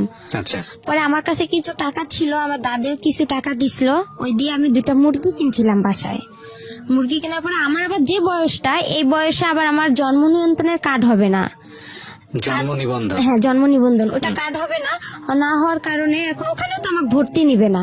ওখানে যে আপুগুলো পড়ছে ওদের সাথে আমি যোগাযোগ করছি যে আপু আমিও টেকনিক্যালে ভর্তি হব। পরে আমি গেলাম, আমাকে স্যারেরা বলতেছে তুমি অনেক ছোট, তোমার বয়স নাই, তোমাকে এখানে নেওয়া যাবে না। আর এখানে আমরা সাধারণত নেই 13 থেকে 14 বছরের মেয়েদেরকে, তোমার তো সে বয়সটা এখনো হয়নি, কিন্তু কথাই বলতে পারবে না। পরে আমি বললাম স্যার আপনারা তারপরে দেখেন না, এখানে তো গরিব অসহায় মেয়েদেরকে বেশিরভাগ নেওয়া হয়, যাদের পরিবার খারাপ। তারপর আমি বললাম যে আপনি আমার বাসায় যান, যাওয়ার পরে দেখেন। পরে সেদিন গেলাম, নিল না আমাকে। তারপরে আবার আমি বাসায় আসলাম, আসার পরে মাকে বললাম যে আমাকে তো নিতেছে না। পরে আমার মামা, যে ছোট মামা গণিত মাস্টার, ওনার সঙ্গে আবার আমাদের হচ্ছে ওখানকার একজন ভালো ব্যক্তি, উনি খুব প্রভাবশালী লোক, ওনার সাথে আবার আমার মামার খুব ভালো একটা সম্পর্ক। পরে আমার মা কি করলো, ওনাকে বললো, ওনার দ্বারা আবার কি করলো, ওনাকে বললো যে আমার ভাগ্নিটা এরকম টেকনিক্যালে ভর্তি হতে চাচ্ছে, ফ্যামিলি এরকম, একটু আপনি চেষ্টা করে দেখেন। উনি আবার হচ্ছে আমি যে প্রাইমারি স্কুলে পড়ছি ওই ম্যাডামের হাজবেন্ড। ও পরে এখন হচ্ছে আমার ম্যাডামও বলছে যে, ম্যাডামের বাসায় 2-3 দিন গেছিলাম, যাওয়ার পরে ম্যাডাম আমাকে বলছে যে আমার ম্যাডাম এরকম অবস্থা, আপনি তো সবকিছুই জানেন। ম্যাডামরা সবাই জানতো যে আমার ফ্যামিলিটা এরকম। জানার পরে যাই হোক ম্যাডাম কি করছে, আবার ওনার হাজবেন্ডকে বলছে রেবাকে দেখো একটু চেষ্টা করে টেকনিক্যালে ভর্তি করে দেওয়া যায় নাকি। পরে স্যার উনি আবার গেল, যাওয়ার পরে স্যারের সঙ্গে কথা বললো ইউসেফ টেকনিক্যালে। বলার পরে স্যার বলতেছে আচ্ছা ঠিক আছে আমরা দেখবো, আমরা আগে বাড়ি দেখবো, উনি বড় লোক না কি রকম, আপনাদের কথায় তো এখানে বিশ্বাস হবে না, আমরা নিজে গিয়ে যাচাই করে তারপরে নিব, আর উনি তো অনেক ছোট, তো বলতেছে একটু দেখেন চেষ্টা করে নেওয়া যায় নাকি। পরে এভাবে ওনারা আসলো, আসার পরে আমার বাসায় আমার এক খালা ছিল প্রতিবেশীও, পরে বলতেছে রেপাদের বাসা কোনটা। পরে আমি ওখানে আবার নাম চেঞ্জ করছিলাম, আমার নাম হচ্ছে আবার রেবা, 2 জন ছিলাম আমরা থাকার কারণে নামটা হচ্ছে, আমার সাথে আরেকটা আপু ছিল, উনি আবার বলতেছে তুমি এত অসহায় তো তোমার নামটা একা দিয়ে দে। তা আমি আর এতটা বুঝি না, আমি বলছি আচ্ছা আপনাদের যেটা ভালো হয়। আর আমি আবার সবসময় বেশি এটা বুঝি যে আমার যে ভালো, মানে আমার একটা কোনো কিছু পছন্দ হলো অন্যের উপর আমি বেশি নির্ভর করি, আমি নিজের উপর নির্ভর করি না, যে অন্য তো আমার জন্য ভালোই বোঝে, আমার ভালোটা তো আমি কি আর বুঝবো। পরে ওই নামটা দিলাম, পরে আয়সা বললো একা, বলছে পরে চেনে নে, বলছে একা আক্তার রেবার বাসা কোনটা, পরে রেবার বাসা বাবা একরামুল মা খালাদা। বলার পরে আমার খালা বলতেছে ওইটা, ওর বাবা কি করে। আমি আবার তখন কি করছিলাম, মানুষের বাসায় আমার মামার বাসায় ভুট্টা যে ছিলে ওই ভুট্টা ছিলতে বসছি বৃষ্টির দিন। পরে আমার খালা পরে ডাকতেছে, বলতেছে রেবা তোর বাসায় এরকম, রেবা রেবা করে চিল্লাচ্ছে। পরে স্যার নাকি বলতেছে যে ওকে ডাকতে হবে না, ওর বাসা কোনটা দেখাই দেন। পরে বলতেছে এইটা, বলতেছে আপনি কি সত্যি কথা বলতেছেন, বলতেছে হ্যাঁ। ওর কি সৎ মা, ওর বাবা কি ভ্যান চালক, বলতেছে হ্যাঁ। পরে বলতেছে ও মেয়েটাকে এখন ডাক দেন। পরে আমাকে ডাক দিল, পরে আমি বলতেছি সালাম দিলাম যে স্যার আপনি ভালো আছেন, বলতেছে হ্যাঁ। বলতেছে তোমার বাসা, আমি বলছি এইটা। তুমি যে ওই পাকা বাসা থেকে বের হয়ে আসলা, তো আমি বলতেছি স্যার ওটা আমাদের বাসা না, আমি ওখানে ভুট্টা খুলতে গেছিলাম আর কি, ভুট্টা খুললে আর কি ওগুলা খড়ি, আমাদের অঞ্চলে বলে যে খড়ি লাকড়ি রে, ওইটা আনার জন্য গেছিলাম। তোমার মা, আমি কই আমার মা তো গরুর জন্য ঘাস কাটতে গেছে আর আমার বাবা ভ্যান নিয়ে গেছে। বলার পরে বলতেছে আচ্ছা তুমি তাহলে পরীক্ষা দিতে আসো অমুক দিনে। পরে আমি পরীক্ষা দিতে গেলাম, ছাত্ররা বলতেছে তোমার বয়সটা বাড়াইতে হবে। পরে আমি কি করলাম, মা আসলো ঘাস কাইটা, আসার পরে মুরগির মাকে বললাম যে এরকম স্যার আসছিল বাসা দেখার জন্য, দেখছে আমারে ডাকছে, মানে জন্ম নিবন্ধন, তারপরে চেয়ারম্যান সার্টিফিকেট, স্কুলের 8 পাশের সার্টিফিকেট লাগবে। তখন তো আমি 6-এই পড়ি। পরে এখন মামাকে বললাম, মামাকে আবার মুরগি বিক্রি করলাম, মুরগি বিক্রি করে আমাদের চেয়ারম্যানের যে সার্টিফিকেট জন্ম নিবন্ধনটা ওইটা, চেয়ারম্যানের সার্টিফিকেট, ওখানে 100 টাকা দিয়ে ওই দুটো উঠাইলাম, বয়স বেশি দিলাম, নামও চেঞ্জ করলাম। করার পরে এখন 8-এর সার্টিফিকেট, এখন ওই আমার আলমগীর মামাকে, ছোট মামাকে বললাম, তো বলতেছে টাকা লাগবে। তো এখন আমি বলতেছি মামা অল্প কিছু করে টাকা নেন, আমার কাছে তত টাকা নেই, আবার ছবি উঠাইতে হবে, আমার ছবি জমা দিতে হবে। পরে আর কি জন্ম নিয়ন্ত্রণের কার্ডটা নিলাম, তারপরে আপনার চেয়ারম্যানের সার্টিফিকেট নিলাম, 8 পাশের সার্টিফিকেটটা 100 টাকা দিয়ে নিলাম, নিয়ে ওগুলো সব জমা দিলাম। জমা দেওয়ার পরে স্যারেরা আমাকে নিবে না, আরেকটা স্যার আমাকে নিবে না, হেড স্যার ওখানকার, বলতেছে না এই মেয়ে চলবে না। পরে স্যার বলতেছে স্যার আপনি নেন। আমার জন্য ওই স্যার অনেক রিকোয়েস্ট করছে স্যারকে, তারপরে উনি আমাকে নিল, নিয়ে আমি ট্রেডে ভর্তি হলাম, টেইলারিং এ আর কম্পিউটারে। ওখানে আবার 1 বছরের কোর্স, 6 মাস নিয়ে হচ্ছে আপনার মহিলাদের কাজ শিখায়, 6 মাস পুরুষদের কাজ শিখায়। ওখান থেকে আপনার আবার টাকাও দেয় ওরা, প্রতি মাসে 300 করে, খাতা কলম সবকিছু ফ্রি। ওকে, ওখান থেকে সবকিছু। পরে ওখানে আমি কাজ শিখলাম 1 বছর, 1 বছরে আমার 100 টাকা করে জমা থাকলো, 1200 টাকা। ওরা 400 করে দেয়, 100 করে ওখানে কাইটা রাখে। যখন আমরা ওখান থেকে বের হয়ে আসি তখন উনি 1200 টাকা স্যারেরা দিয়ে দেয়, আর ওনারা ওখান থেকে চাকরি দিয়ে দেয়। পরে আমি এভাবে পড়তেই থাকলাম, 6 মাস হয়ে গেল। হওয়ার পরে আমি যেই হোক আমাকে বাসা থেকে আমি যে টাকাটা খরচ করি, এই টাকাটা আমার বাবা মা হিসাব চায়, বলতেছে টাকাটা তুমি দাও। পরে আমি ওই টাকাটা দিয়ে কি করে, আমি একটু ক্রিম কিনি বা আমার যেটা খাইতে মন চায় আমি ওইটা খেয়ে ফেলি, টাকাটা আমি বাসায় দিই না। আর টাকাটা দিয়ে বাসায় দিই না, তখন ওখান থেকে আবার কি করি, মার জন্য আপনার ব্লাউজ কিনি, পেটিকোট কিনি। কিসের কাজ করতেন আপনি ওই সময়? ওখানে টেলারিং এর কাজ করতাম। টেলারিং কাজ করতেন, লেখাপড়া বন্ধ হয়ে গেল? হ্যাঁ, লেখাপড়া আমার টোটালি বন্ধ হয়ে ক্লাস 6 গেল। এ থাকা অবস্থায়? হ্যাঁ, ওকে, বন্ধ হয়ে গেল। হওয়ার পরে আমি ওখানে কাজ শিখতেছি, শেখার পরে ওখান থেকে কি করি, যে জামা কাপড় বানানো হয়, ওখান থেকে আবার বিক্রি হয়। তা আমি আবার কি করি, সবাই সবার মার জন্য নেয়, আমি আমার মার জন্য ব্লাউজ পেটিকোট এগুলো ওখান থেকে বানাই নিতাম টাকা দিয়ে। আমার যে টাকাটা পাইতাম আমি প্রতি মাসে, 1 মাস পর পর 300 টাকা, ওইটা দিয়ে আমি কি করলাম, আমার মার জন্য ব্লাউজ নিতাম, এটা নিতাম, আমার ভাইয়ের জন্য নিতাম, বা মাঝে মধ্যে বাসায় খাবার টাবারও নিয়ে আসতাম। এভাবে আমার কয়েকটা দিন চলে গেল প্রথম নতুন ভর্তি অবস্থায়। যাওয়ার পরে তারপরে আবার কি করলো, আমি হচ্ছে ওখানে আমার যে ওই আমার মা, সৎ মার বড় ভাইয়ের ছেলে, নাম ওর হচ্ছে আলামিন। তখন এখন আমি আবার কি করলাম, আমার ছোট অবস্থায় আমি আবার রিলেশন, মানে এতটা বুঝতাম না, কিন্তু ভালো লাগতো। আলামিনের আগে হচ্ছে ওখানে আরেক মামাতো ভাইয়ের সাথে, তার সঙ্গে আর কি আমার সম্পর্ক হয়ে যায়।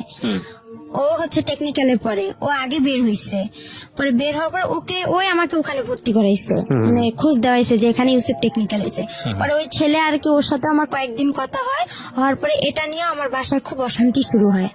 আমার মা আমাকে অনেক মারধর করে। আর আমি যে টেকনিক্যালে আপনার সকাল আমার 8টা বাজে মানে ক্লাস শুরু হইতো, আমি সকালবেলা উঠতাম, উঠে আপনার আরবি পড়তে যাইতাম, মুক্তব বলে, মুক্তবে যাইতাম, ওখান থেকে এসে আবার বাসায় প্লেট ঘরটা ঝাড়ু দিতাম, আবার গোবর যে উঠায়, আমাদের গরু ছিল, গোয়াল ঘর, এগুলো পরিষ্কার করতে হ্যাঁ হবে। এগুলো সম্পূর্ণ কাজ করতাম, করে ভাত পাইলে পাইতাম, না পাইলে এভাবে আমি অনাহারে চলে যাইতাম। আর আসতাম 1টা বাজে আসায় আমি আবার কি করতাম, উঠান ঝাড়ু দিতাম, সব কাজকর্ম করে তারপরে একটু ভাত খাইতাম, খাইয়া যদি একটু বিশ্রাম নিতাম, মা চিল্লাচিল্লি করতো, অনেক গালাগালি করতো খারাপ ভাষা করে। ওকে। পরে বলতো যে, আর ওই ছেলের সাথে আমাকে যখনই একটু দেখতো তখনই আমার মা মনে করতো যে আমি কি না কি করে ফেলছি, আইসা আমাকে মনে করেন হাতে যদি পাশুন থাকতো পাশুন দিয়ে মারতো, লাঠি পাইতো লাঠি দিয়ে মারতো, খুবই অশান্তি শুরু করতো আমার ওই মা। ওকে। আর আমি ভালো ঠিকভাবেও আমার মা আর বাবার কাছে আমি এমন কিছু পাইনি যে তারা আমাকে আদর দিছে, ভালোবাসা দিছে, মানে এতটুকু পাইনি। আমি যে মার যে মা, আমি ওনার কাছ থেকে সবসময় একটা জিনিস চাইতাম, যে উনি যখন ওনার সন্তানকে ভাত উঠায় খাওয়াইতো ভাইয়া, তখন আমার খুব ইচ্ছা করতো যে আমাকেও মা ভাত উঠায় খাওয়াবে। আমি তখন বলতাম যে আমারও একটু খাওয়ান, সে ঘৃণা করতো, আমার মুখ থেকে ভাতটা পড়বে বা তার ছেলেরে খাওয়াবে, সে চাইতো না। আর যখন ওই ছেলেটার সঙ্গে আমাকে দেখতো তখনই খুব মারধর করতো, আমার ওই ছেলেটার মাও আমাকে অনেক বকাবকি করতো। আর আমি পারতাম না, যে আমি আবার চিন্তা করতাম যে ছেলেটাকে বিয়ে করলে হয়তো বা, আমি এতটুকু বুঝতাম না যে ছেলেটার সাথে আমি কথা বলে হয়তো বা মান সম্মান শেষ হবে বা এগুলা কিছুই বুঝতাম না। কিন্তু জাস্ট ভালো তারা- লাগতো এটাই। হ্যাঁ জাস্ট ভালো লাগতো, কিন্তু এরা কেউ বুঝতো না। Okay. এরা এটা নিয়ে সবসময় বাড়াবাড়ি করতো।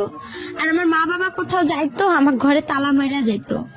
আর আমি সব কাজ করছি সৎ মায়ের, আমার এমন কোনো ভুল ছিল না। সে আমাকে শাসন করছে ঠিক আছে, কিন্তু এরকম করে শাসনটা আসলে তার ঠিক হয়নি। সে আমাকে পারতো, বুঝাই বলতে পারতো, কিন্তু সে মানলে যে আমাকে মারধর করবে আর আমি বুঝবো, এটা কিন্তু ঠিক না। বন্ধ হওয়ার পরে আমি আমার ওখানে টেকনিক্যালে আমার 3 মাস হওয়ার পরে আমি কাজটা আমার রানিং হয়ে যায় ওখানে। ওকে। কাজ রানিং হওয়ার পরে আমার মামি হচ্ছে বলতো যে, এরকম এক মামি বলতো যে তুই তো অনেক বড় হয়ে গেছিস। তখন একটা ফোন কিনলাম আমি চুরি করে, ওই আলামিনের বোন ছিল ফেন্সি, ও আবার হচ্ছে অনার্সে পড়তো কারমাইকেলে, পড়ার পরে ওই আপুর সাথে আবার আমার বেশি একটু ভালো সম্পর্ক ছিল। ও কিছু করলে আমাকে এসে বলতো, কোথাও গেলে আমাকে নিয়ে যেত, মানে আমাকে খুবই ভালোবাসতো, আদর করতো ওই মামিরা, আলামিনের বাবা মা ওর বোন, ওখানেই বেশিরভাগ খাওয়া দাওয়া হইতো। তারপরে এভাবে আমাকে ওই মামি আবার বলতেছে, ফোন কিনলাম, কেনার পরে ওই ফেন্সি আপুর সিমটা আমার কাছে ছিল, ওই সিমে আবার ছিল ওর আলামিনের নাম্বার। আচ্ছা। তখন আবার কি করলাম, ওর সঙ্গে আমি কথা বললাম, কথা বলার পরে 2-1 দিন কথা বলার পরে আমার ওই মামি আবার বলতেছে যে তুই আলামিনের সাথে রিলেশন করতে পারিস, সম্পর্ক করতে পারিস, আলামিন দেখতে শুনতে ভালো, ছেলেটা চাকরি করে কাজী ফার্মে, ও কিন্তু ইউসেফ টেকনিক্যাল থেকে ওয়েল্ডিং এর কাজ শিখে ও কাজী ফার্মে গেছে তেঁতুলিয়ায়। তা আমার মামি এখন আমাকে বুদ্ধি দিতেছে যে তুই ওই ছেলেটার সাথে দেখ সম্পর্ক করতে পারিস নাকি, আলামিন ভালো, ও চাকরি করে, তুইও তো চাকরি করবি, তুইও তো ইউসেফে কাজ শিখতেছিস। এভাবে বলার পরে তারপরে যাই হোক আমি ওর সাথে সম্পর্ক শুরু করলাম। সম্পর্ক শুরু করার পরে কিছুদিন যে গেল, যাওয়ার পরে এখন আমার মা জানা গেছে যে আমার ফোন আছে, আর আলামিনের সাথে আমার খুবই কথা হয় ফোনে, আচ্ছা। কিন্তু ও আমার সাথে সম্পর্ক করতে চায় না। তারপরেও আমার কেন যেন ওকে আবার ভালো লেগে যায়। প্রথমে ওকে আমি দেখতে পাইতাম না, ওকে মানে খুব খারাপ লাগতো। আমি বলতাম যে তোর গা, ও যদি ছুটিতে আসতো ওদের বাসায় আমি যাইতাম, তো বলতাম যে তোর গা গন্ধ করে, তুই আমার কাছে আসবি না। আর ও আমাকে মারতো, দেখতে পারতো না। আর দেখতে পারতো না বিধায় আমার বাবা যে আমাকে মারধর করতো, আর আমার বাবা কোনো কিছু হলেই থানা পুলিশ যাইতো।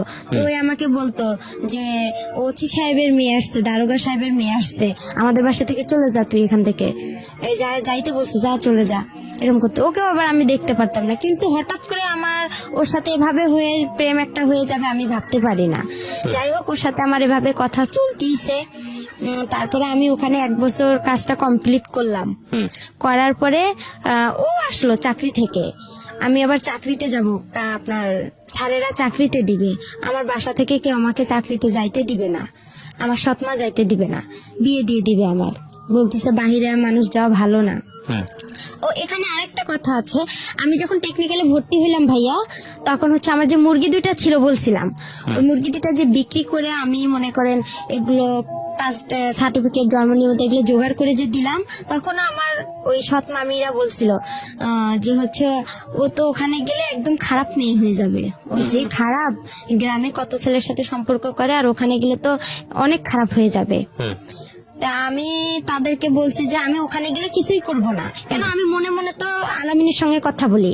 হুম তখন আর আমি ওখানে কারোর সাথে সম্পর্ক করলাম, পরে আমার বাসা থেকে কিন্তু যাইতে দিবে না, টেকনিক্যালি কেউ ভর্তি হইতে দিবে না।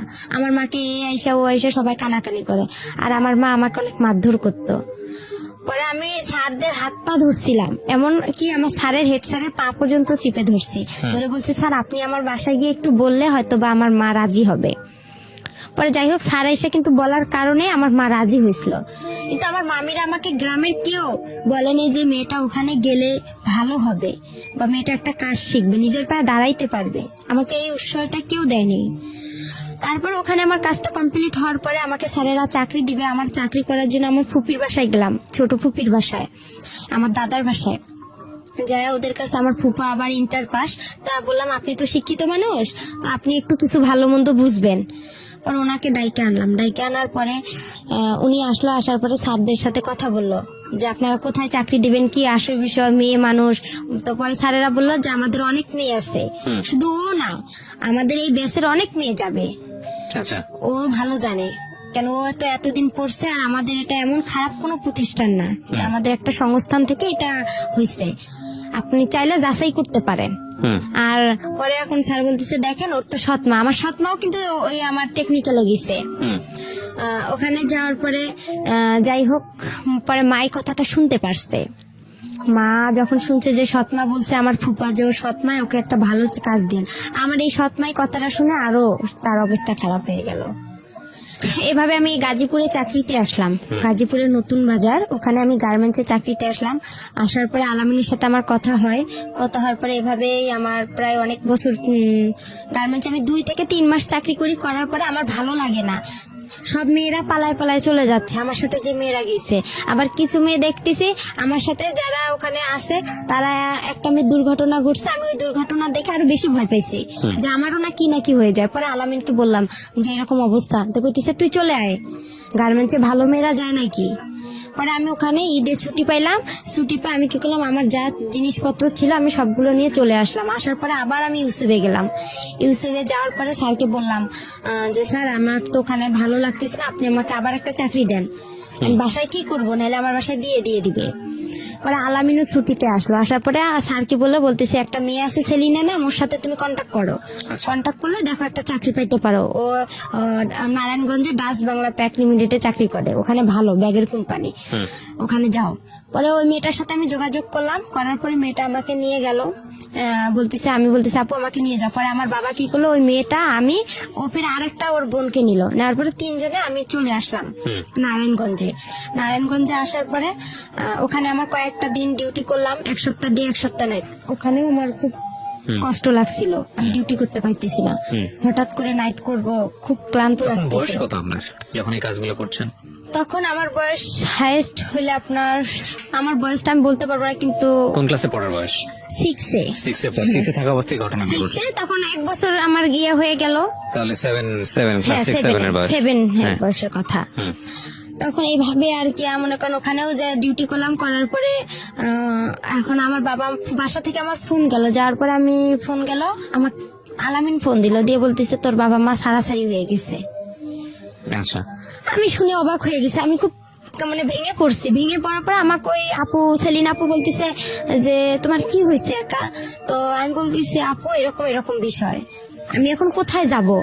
আমি তাকে পুরো ঘটনাগুলো বললাম, তা সেও কষ্ট পাইতেছে, বলছে আচ্ছা তুমি কোনো টেনশন করো না, আমার বাসা আছে, তুমি এখানে চাকরি করতে থাকো। পরে আমি টেনশন আর চাকরি করতে পারি না। আর আলামিনের সঙ্গে আমি দিন রাত কথা বলি, মানে রাতের 8টা বাজে যদি ওর সাথে আমি কথা ধরি, আপনার দেখা যায় যে আমি ভোর 6টা পর্যন্ত ওর সাথে কথা বলতাম। আর কিন্তু ডিউটিতে যাইতে পারতাম না, পালায় পালায় থাকতাম, আমি ডিউটি করতে পারতাম না। আবার ওই হোটেলের যে খাবার আমাদেরকে কোয়ার্টার দিছিল, মেসের আন্টিদের খাবার আমি খাইতে পারতাম না। বাইরে থেকে যে খাবার কিনে আনবো, আয়না ঘরে রাখতাম, রান্না করতে পারতাম না, সিরিয়াল দেওয়া লাগতো। যাই হোক, এভাবে করে আমার ওখানে একটা বছর চলে গেল। কিন্তু ওখানে আমি কারোর সঙ্গে রিলেশন করলাম না। আমাকে অনেক ছেলে প্রপোজ করলো যে তুমি বিয়ে করো। স্যারেরাও খুব হেল্প করছিল যে আমরাই তোমাকে বিয়ে দিব। পরে আমি বলছি না, আমার বিয়ে হয়ে গেছে। আমি মিথ্যা কথা বলছি যে আমার বিয়ে হয়ে গেছে এরকম। ওই ছেলে এখানে ও টেকনিক্যাল থেকে পাশ করে ওয়েল্ডিং থেকে আপনার কাজী ফার্মেও চাকরি করে, আমি সম্ভব না। পরে আমি এভাবে ডিউটি করতে পারি না। পরে আলামিনের সঙ্গে কিন্তু আমার মানে চুপি চাপে দেখা হয়। ও আসে রংপুরে, আমিও রংপুরে যাই আমার বান্ধবীর বাসায়, ওখান থেকে ওর সঙ্গে দেখা হয়।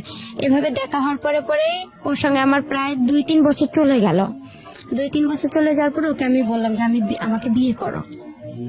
তো বলতেছে যে বয়স, এই বয়সে আমাদের বিয়ে হবে না। তখন আমি বললাম যে এই বয়সে বিয়ে হবে না, তাহলে তোমার কি প্রেমের বয়স হয়েছে? প্রেম করতে বলছে হ্যাঁ, আমার প্রেমের বয়স হয়েছে, আমার বিয়ের বয়স হয়নি। তখন ওই মেসের আপুরা যারা বড় আপু ছিল সবাই আমাকে বলতেছে যে দেখো একা, তোমার হচ্ছে ওই ছেলে তোমাকে কখনোই বিয়ে করবে না। তারপরে যাই হোক, এভাবেই চলে গেল। পরে আমি আবার রংপুরে চলে আসলাম। ওই ছেলে আলামিন আমাকে মেসে থাকার জন্য টাকা দিল, আমি লালবাগে মেসে উঠলাম। ডাইরেক্ট রংপুর থেকে সেলিনা আপু, যে আপু আমাকে নারায়ণগঞ্জে নিয়ে গেছে, ওই আপুর বাসায় আসলাম। আসার পরে ওখান থেকে ওর খালাকে, আবার ওর খালা মেসের বুয়া ছিল, পরে ওই বুয়াকে বললো যে খালা দেখেন এই মেয়েটাকে মেসে উঠানো যায় নাকি, মেসের লোক আমাকে নিবে না। মালিক বলতেছে মেয়ে তো পড়াশোনা করে না, আর আমাদের এখানে যারা পড়াশোনা করে তার ভার্সিটির মেয়েরা এখানে হোস্টেলে থাকে, এ কিভাবে থাকবে, আর এর টাকা কে দিবে? পরে খালা আবার বলতেছে দেখেন ওই মেয়ের বিয়ে হয়ে গেছে, শ্বশুর বাসা থেকে মেনে নিচ্ছে না, আপনি দেখেন একটু। পরে যাই হোক, উনি আমাকে উঠাইলো।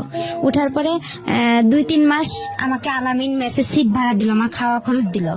পাশে আবার ওখানে থাকতে থাকতে পাশের রুম লাবণী আপু আছে, লাবণী আপুর সাথে আমার খুব পরিচিত, উনি আবার রোকেয়া ভার্সিটিতে পড়ে। পরে আপুকে সব কথা বললাম। পরে আপু বলতেছে ওই ছেলে তোমাকে কখনোই বিয়ে করবে না, ও একটা ফালতু ছেলে, তুমি এসব বাদ দাও।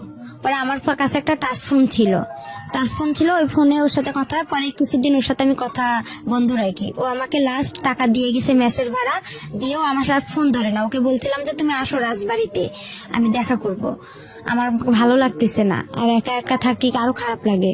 সব আপুরা চলে যায়, আমি মেসে একাই থাকতাম ভাইয়া। পরে ওকে ডাকলাম, ও আসে না, ও ফোন বন্ধ করে রাখছে। পরে ওর খালাতো বোনের কথা বলে, দেখছো মরিয়ম অনেক ভালো, আমার ভাত উঠায় খাওয়ায়, এটা খাওয়ায়, ওটা খাওয়ায় অনেক। পরে এইভাবেই ওর সাথে ওর বন্ধুকে বলা হয় সব কথা, যে ও এরকম করতেছে কেন, ও আমার সাথে কেউ আমাকে বিয়ে করবে কি করবে না। এর ভিতরে আমি কাজী অফিসেও গেছিলাম যে বিয়ের খরচ কত টাকা লাগবে বা কি বিষয়। তারপরে ও আমার ফোন বন্ধ করে রাখছিল, ওর সিমটা একদম বন্ধ করে রাখছিল বা চেঞ্জ করছিল। এরপরে ওর কথা হয় না। পরে লাবণী আপু কি করলো, ওখান থেকে আমাকে আরেকটা মেসেজ দিল। ওই মেসেজ সিট ভাড়া বেশি। পরে বলতেছে তুমি এই মেসেজ সিট ভাড়া কম আছে, ওখানে যা 2-1 মাস থাকে, পরে চাকরি একটা খুঁজা যে কোনো একটা দেখা যায় পার্লারের কাজ পাইলে তোমার আর কোনো সমস্যা নাই। পরে মেসে গেলাম, ওই মেসেও আর আমাকে নিচ্ছে না, বলতেছে তোমার বাসা কই কি কই। পরে আমি ঠিকানা দিলাম, আমার বাসা নীলফামারী, আমি হচ্ছে মডেলে পড়ি। এই ঠিকানা অনুযায়ী আমি ওখানে থাকলাম। থাকার পরে 1 মাসও থাকলাম না। থাকার পরে লাবণী আপুর সাথে আবার যোগাযোগ করলাম যে আপু দেখেন। পরে পার্লারের কাজের জন্য লাবণী আপু, আমি আর একটা আপু, হাসি আপু ছিল, 3 জনেই ওরা আমার একটা চাকরির জন্য খুব চেষ্টা করলো। পরে সারাদিন হাঁটাহাঁটি করলাম, কোনো পার্লারে নিচ্ছে না আমাকে, আমি কাজ জানি না, আর ছোট মানুষ, বলতেছে ও কি কাজ পাবে, এ বয়সেও কাজ পাবে না। পরে এই কথা বলার পরে আমি আবার কি করলাম, ওরা লাবণী আপু বলতেছে একটা পাইলাম, পার্লারে একটা কাজ পাইলাম, ওনার নাকি মেয়ে নাই। তো বলতেছে আমারও তো মেয়ে নাই, আর আমি যে মেয়ে পার্লারে কাজ করে উনিও ধর্ম মেয়ে ওনার। তো বলতেছে আচ্ছা ওই মেয়ে আবার আমাকে নিবে না, যার পার্লার সে আমাকে নিবে না। বলতেছে না আমি তোমাকে নিব না। প্রথমে বলছে নিবে, তারপরে বলতেছে যে না নিবে না। পরে এখন আমি যে বলছে নিবে, আমি কি করলাম, তাড়াতাড়ি করে মেসে গেলাম, গিয়ে আমার যে বালিশ খেতা ছিল, কাপড় চোপড় ছিল, আমি ওগুলা নিয়ে রিক্সা নিয়ে তাড়াতাড়ি করে ওনার বাসা রওনা দিলাম। লাবণী আপু বলতেছে আচ্ছা তুমি দ্রুত চলে আসো, যখন না নিবে ওরা তো আর তোমাকে বের করে দিতে পারবে না, ওখানেই থাকবা তুমি। পরে আমি চলে আসলাম, হাফ রাস্তায় আসছে, ওই আপু আমাকে ফোন দিছে, দিয়ে বলতেছে যে না তুমি আইসো না, তোমাকে আমি নিব না, আমার লোক আসছে। পরে আমি বলছি আপু আমি তো বাসায় আপনার এসে গেছি, লালবাগ রেল গেটে ওনার বাসা। পরে আমি ওনার বাসা উঠলাম, ওনার বাবা মা খুব ভালোবাসলো আমাকে, বলতেছে আমাদের মেয়ে নেই, একটা মেয়ে তুমি আর একটা মেয়ে, আমাদের 2টা মেয়ে হয়ে গেল এখন। এভাবে বলার পরে ওখানে 2-3 দিন আমি পার্লারে, উনি আমাকে মানে কাস্টমার আসে ওদের আমি একটু খেয়াল রাখি, কাজ করি, ঝাড়ু টাড়ু দেই। এভাবে যাওয়ার পরে রাতে একদিন আলামিন আমাকে ফোন দেওয়ার পরে বলতেছে তুমি কি মরো নেই? আমি বলছি আমি তো বিষ খাইতে ধরছিলাম, আমি মিথ্যা কথা বলছি যে আমি বিষ খাইছিলাম, এরকম অনেক পুলিশ আসছিলাম, আমি তোমার নাম বলে দিছি। ওকে আর কি এভাবে বলছি। ওই আমার পাশে যে ওই আপুর ফির একটা মেয়ে শুয়েছিল, ও আবার কি অনেক রাতে কথা বলছে, 12টা-1টার দিক দিয়ে। ওই কথাগুলো সম্পূর্ণ শুনে ফেলে সকালবেলা ওদেরকে বলে দেয়। তারপরে ওরা আমাকে আর রাখবে না বলছে। তখন আমি কি করলাম, লাবণী আপুর কাছে গেলাম। ওরাও ভয় পাইছে যে ওর যেহেতু ওখানে জায়গা হচ্ছে না, ও তো আমাদের কাছেই চলে আসবে। পরে আপুরা আর আমার ফোন ধরে না, আমি মেসে গেলাম, যার পরে বললাম সবকিছু। বলতেছে তুমি বাসায় চলে যাও, তোমার বাসায় চলে যাও। পরে ওখান থেকে আমি বাসায় চলে আসলাম, আমার মার কাছে আসলাম। আমার মার আবার কি করছে, আবার ওরা একসঙ্গে হইছে। এর মাঝে যে ছাড়াছাড়ি হয়েছে, হওয়ার পরে তারা আবার একসঙ্গে হয়েছে, আমি কিন্তু জানি না। কিন্তু তাদের সাথে আমার 2-1 দিন কথা হয়েছে। হওয়ার পরে তাদেরকে আমি বললাম যে আমি তো এরকম নারায়ণগঞ্জ থেকে চলে আসছি। প্রথমে জিজ্ঞাসা করে তুমি কতগুলো টাকা ইনকাম করছো, আমার বাবা আর আমার মা জিজ্ঞাসা করে। তা আমি কই আমি তো অসুস্থ ছিলাম, আমি পারিনি ইনকাম করতে। তখন আমার মা কয় আমার ভাইয়ের ছেলের সাথেই তো সারাদিন কথা বলো, তো ইনকাম করবা কই থেকে? তখন আমি বললাম আমি অনেক অসুস্থ, আমি বাসায় যাব। পরে তারা বলতেছে আচ্ছা ঠিক আছে আসো।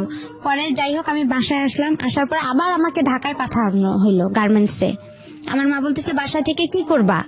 পরে ওখানে আমার এক চাচা চাচি আছে, ওনাদের কাছে গেলাম ভাই, আমি যাই ওখানে গার্মেন্টসে ভর্তি হলাম। গার্মেন্টসে চাকরি পাইলাম না, হ্যাঁ চাকরি পাইনি, না পাওয়ার কারণে অনেক কয়েকদিন ঘুরলাম, আমাকে কোথাও নিচ্ছে না। ওখানেও বলতেছে আমি ছোট। ওখানে আবার কয়েকদিন থাকলাম, থাকার পরে ওখানেও এক ছেলেকে পছন্দ করলাম, যে আলামিন তো আমার সাথে সম্পর্কই করতেছে না। তো ওখানে আরেক ছেলেকে পছন্দ করছিলাম, এটা আমার দাদা বাড়ির এলাকারই, নাম রতন ছিল, ছেলেটা ইন্টারভার্স ছিল। ও আর কি বাসা থেকে রাগ করে গার্মেন্টসে কাজের জন্য গেছিল। পরে আমার সাথে দেখা হয়, ওকে আমি আর কি বলি যে আপনাকে আমার খুব ভালো লাগে, আমি আপনার সাথে রিলেশন করতেছি, আমি এইভাবেই ডাইরেক্ট ওনাকে বলছি। তো উনি আবার কি করছে, ওর যে ভাই ছিল, ওর খালাতো ভাই, ওর বাসার আমার বাসা একসঙ্গে, ও আবার আমার বড় আব্বার ছেলে হয়, ওর খালাতো ভাই। পরে ও বলছে ও তো আলামিনের সাথে এরকম হয়ে গেছে। পরে রতন বলতেছে না আপনি যেহেতু আগে রিলেশন করছেন আমার পক্ষে সম্ভব না। তখন ওটাও আমার ক্লোজ হয়ে গেল। পরে আমি চাকরি পাইতেছি না। পরে আমার কি ওই যে চাচা চাচির কাছে আমি থাকি, ওনারা আবার কি করলো, আমাকে ওই যে চাচার কাছে আমি প্রথমে গেছি, সে চাচা আমাকে রাতের বেলা, আমি তো চাকরি পাইনি, ওনার মেয়ে আছে, ওয়াইফ নাই, ওয়াইফ ছাইয়া দিছে। মেয়েটা আমার ছেলে একটু বড় হবে, 1 বছর, ও গার্মেন্টসে চাকরি পেয়েছে। ওর বাবা হঠাৎ করে রাতের বেলা মেয়েটা ঘুমাইছে, উনি আইসা হাত দিতে চাচ্ছে মুখে, মনে করছে আমি অনেক ঘুমাই গেছি, কিন্তু আমি তো ঘুমাইনি। তখন আবার আমি ফেসবুকও চালাইতাম হালকা পাতলা, অতটা বুঝতাম না, মেসেঞ্জার করতাম বা নাটক দেখতাম। পরে আমি ওখান থেকে বাসায় ফোন দিলাম রাতেই যে বাবা এরকম উনি এরকম করতেছে চাচা। পরে কি করলো, ওখান থেকে আমাকে আরেক চাচার বাসায় পাঠানো হইলো। পরে বলতেছে দেখেন আমার মেয়েটাকে নেন, ওকে একটা চাকরি দেন, গার্মেন্টসের চাকরি। পরে ওখানে থাকলাম, এই রতনের সাথে যে সম্পর্ক করতে চাইছিলাম, এটা আর কি আমার চাচা চাচি জানাই গেছে, বলতেছে এই মেয়ে তো বেয়াদব। আর আমি কথা বলি ফোনে বেশি, আমার ফোনে তখন অনেক রং নাম্বার আসছিল, তো আমি কথা বলতাম। পরে আমার যে চাচা চাচি ওটা পছন্দ করতো না। পরে আমাকে কি করলো, ওখান থেকে ওরা বাসায় পাঠার কথা বলছিল। পরে আমি ওখানে পেপারে দেখলাম কাজী ফার্মে নিয়োগ দিছে। পরে আবার আমি ওদেরকে বললাম যে এরকম চাচি কাজী ফার্মে নিয়োগ দিছে, আমি এই চাকরিটা অনেকদিন ধরে করতে চাই, আমার খুব ইচ্ছা, এখানে নাকি অনেক স্যালারিও দেয় ভালো, কাজও কম। পরে যাই হোক ওখান থেকে এখন বাসায় আসবো, টাকা নাই গাড়ি ভাড়ার। পরে আলামিনকে ফোন দিছি যে আমি এরকম অবস্থায় আছি, আমার কিছু টাকা দেবো। আবার আমাকে 1500 টাকা দিছে। ওই টাকা দিয়ে আমার চাচা সহ আমরা বাসায় চলে আসলাম। বাসায় আসার পরে আমার মা বাবা অনেক অস্থির হয়ে গেছে, মানে আমাকে মারবে না ওরা কি করবে, মানে ওরা বুঝে উঠতে পারতেছে না। পরে কিছুদিন যাওয়ার পরে একটা আমি আপনার কাজী ফার্মে বললাম যে এরকম নিয়োগ আসছে। আমার চাচাকে আবার বললাম যে চাচা যাই হয়েছে, আমি রতনের সাথে যেটাই করছি, বা আপনার আমি হাত জোর করে আপনি বাসায় যা মা বাবাকে একটু বুঝা বলেন আমাকে যাতে একটু পরীক্ষাটা দিতে দেয়। আমার একটা ছাগল ছিল, ওই নারায়ণগঞ্জে যখন আমি আসলাম না ওখান থেকে ঢাকা থেকে, তখন ওই যে আলামিন যে আমাকে মেসেজ যে টাকাটা দিছিল, ওখানে আমার কিছু টাকা ছিল, ওইটার আমার একটা নাকের নথ ছিল, ওই নথটা বিক্রি করে আমি একটা ছাগল কিনছিলাম। তো এই ছাগলটা ছোট ছিল, অনেক বেশ বড় হয়ে গেছে, 5000-6000 টাকা হবে। পরে এখন আমি যে ফার্মে পরীক্ষা দিতে যাবো, আমাদের কাছে কিন্তু কোনো টাকা নাই। আমার মা আবার আসলো রংপুরে আমার নানার বাসায় বেড়াইতে। যাই হোক ওখানে আসলো, আসার পরে আমার বাবা আর আমি কি করলাম, পরীক্ষা দেওয়ার জন্য আমরা যাবো কুড়িগ্রামে। তো তারপরে আর কি হচ্ছে ভাইয়া মনে করেন এভাবেই গেল, যার পর পরীক্ষাটাও দিলাম, তারপরে বাসায় আসলাম। বাসায় আসার পরে আমার ওই বাসায় রাজমিস্ত্রি এক কাজ করে আমার চাচার বাসায়, ছেলের বিয়ে হয়ে গেছে। বিয়ে হয়ে যাওয়ার পরে ওই ছেলের সাথে আর কি আমার মা আমার বিয়ে দেওয়ার জন্য খুব চেষ্টা করার পরে হচ্ছে আমি বলি যে না, আমি বিয়ে করব না। আমি তখন আমার একটা টাচ ফোন ছিল, ওটা বিক্রি করতে চাচ্ছি, যে বিক্রি করে আমি আর একটা ওই যে পরীক্ষা দিব, পরীক্ষার রেজাল্ট ভালো বের হলো, ওখানে আমি চাকরি করব। তো যাই হোক, ওটা আর হয়নি। পরে ছেলেটাকে দিয়ে আমার বিয়ের জন্য খুব চেষ্টা করেছিলাম আমি বিয়ে করবো। তখন আবার আলামিন আমার তার 2 দিন পরে ফোন দিছে। আলামিনের সাথে আমার কথা হয়েছে। কথা হওয়ার পরে আমার যে দাদি অন্ধ ছিল তাকে আমি রান্না করে দিতে গেছি। আমার বাবা আবার আমার দাদিকে পছন্দ করে না, রান্না করতে কেন গেছি এটা নিয়ে আমাদের বাসায় একটু হালকা পাতলা কথা হইতে হইতে মারধর শুরু হয়ে গেল। আমাকে বাসায় বৃষ্টি পড়ছে, আমাদের টিনের ঘর ছিল, বৃষ্টি পড়ে খাট ভিজে গেছে বিছানা। এখন আমার মা বলছে ওইটা উঠায় ফেলাও। তাই আমি বলতেছি এতটুকু ভিজাতে কিছু হবে না। এই সামান্য একটা কথা নিয়ে আমাকে তারা অনেক মারধর করলো, অনেক এমনভাবে মারধর করলো যা মানে গাছের যে মোটা ডালগুলো আছে ওই ডাল দিয়ে অনেক মারছে। মারতে মারতে আমি যে টিন ঘরের যে একটা কোনাচি থাকে, কোনাটা মানে টিনের 2 সাইড দিয়ে বের হয়ে আমি চলে গেলাম। মানে আমাকে লাঠি দিয়ে এমনভাবে ঘুতানো হচ্ছে যে আমার মানে শরীর মানে ছিদ্র হয়ে যাচ্ছে। এভাবে বের হলাম, হওয়ার পরে সকালে আমার কেউ আসলো না আগাইতে। পরে আমার বড় আম্মা বলতেছে মেয়েটারে এভাবে মাইরা ফেলাইতেছে, তুই দেখতেছিস না? আমার সৎমারে বললো, আমার ভাইরে। আমার ভাই আর সৎমা ভ্যানের উপরে বসে আছে, কেউ কিন্তু আমাকে আগাইতে যায়নি। পরে আমার ওই বড় আম্মা এসে দরজা, একরামুল তুই দরজা খোল, মেয়েটারে কি মেরে ফেলবি, এভাবে বলার পরে দরজাটা খুলে দিল। পরে সকাল হয়েছে, হওয়ার পরে আমি আবার কি করছি, আমার মার সাথে আবার সকালে আবার আমার বাবা ঝগড়া লেগে গেছে। লাগার পরে পরে আবার কি করছে আমার বাবা, বলতেছে তুই চলে যা। আমার মা চলে যাবে দাদার বাড়ি, নানার বাসায়, ওনার ছেলেকে নিয়ে। তখন আমি বলতেছি আমিও আমার মার কাছে চলে যাব, আমার নিজের মার কাছে চলে যাব। আমার মোবাইলটা নিয়ে দেন, আমি মোবাইলটা বিক্রি করলে আমার টাকা হবে, এই টাকা নিয়ে আমি চলে যাব। এভাবে বলার পরে দেখা যায় আমার বাসায় আর কি আমার ওই গ্রাম অঞ্চলে আমার যে দাদা ছিল বিচারক, উনি এসে আর কি যাই হোক করতেছে, দরকার নেই কেউ কারো কোথাও যার দরকার নেই, এগুলো বলতেই ভালো হ, মেয়ে এখন একটু বড় হয়েছে, বিয়ের সাথে ঘর আসবে, এখন তুই ভালো হ। হওয়ার পরে এভাবেই যাই হোক হয়ে গেল। হওয়ার পরে চুপচাপ সবাই সন্ধ্যা লাগছে, সন্ধ্যার সময় আমার বাবা দোকানে গেছে, ভাই বাহিরে, মা রান্না করতেছে। আর আমার মা আবার ওই যে রংপুরে আমি যেদিন পরীক্ষা দিতে গেলাম সেদিন আমার মা ওখান থেকে ঘর বিক্রি করে 5,000 টাকা নিয়ে আসছে। ওখানে যে আমার আগের ঘর বাড়িগুলো ছিল রংপুরে নানার বাসায়, ওগুলো সব বিক্রি করে চলে আসছে ওরা। তখন ওই 5,000 টাকা নিয়ে আসছে। ওই 5,000 টাকা আমি কি করছি, ওই ছেলেকে আমার চাচিকে বলছে যে চাচি ওই ছেলেটাকে বলেন তো, আমার আর মারধর ভালো লাগে না, আমার খারাপ লাগতেছে অনেক। খুব কান্না করছি তার কাছে। করার পরে সে পরে বলতেছে, আমি বলতেছি রানাকে বলেন, ওই যে ছেলে মিস্ত্রি ওর নাম ছিল রানা। পরে আমি বলতেছি রানাকে বলেন আপনি, দেখেন ও আমাকে আমার মার কাছে রেখে আসবে নাকি। কয় কি না, তুমি এই কথা বললে কি সে তোমাকে নিয়ে যাবে, তুমি বলতে হবে যে আমি তোমাকে বিয়ে করলেই সে তোমাকে আগে রেখে আসবে, আর 5,000 টাকা দিয়ে কি হবে। এই কথা বলে আমি বলতেছি আচ্ছা ঠিক আছে, আমার নাকের নটটা আছে, এটাও আপনার কাছে রাখেন, এটা আপনি বিক্রি করে নিন। আমি ভাবলাম যে সবারই তো একটু না একটু লোভ আছে।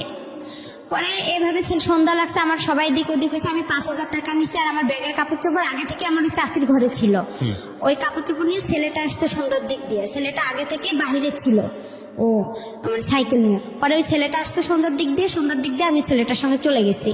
ছেলেটা অনেক দূরে মানে ভয় পাচ্ছে। আর আমার আব্বু একটু মানে পুলিশ থানা এরিয়া করতো, আওয়ামী লীগ করতো।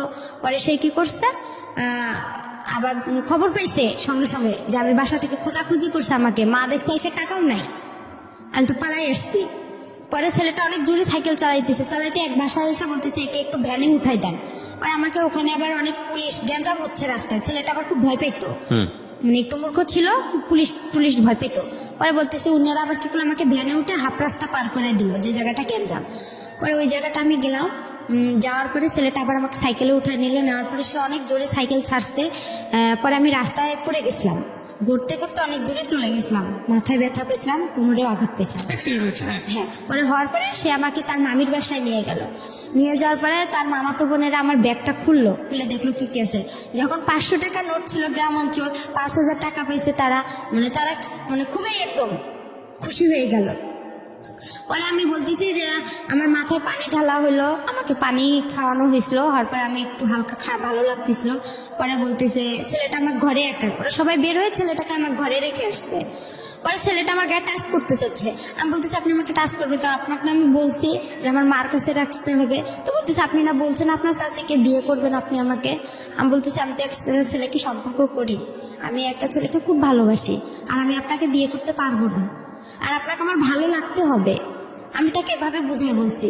আপনি কেন বুঝতেছেন? আমার সৎ মাও তো আপনার সাথে বিয়ের কথা বলছে, আমি তো বলেই দিচ্ছি যে না আমি আপনাকে বিয়ে করতে পারবো না। তারপরে বলতেছে যদি না হয়, তার মামা বলতেছে, আমার মামা শ্বশুর বলতেছে তাহলে তোমার বাবাকে ডাক দিব।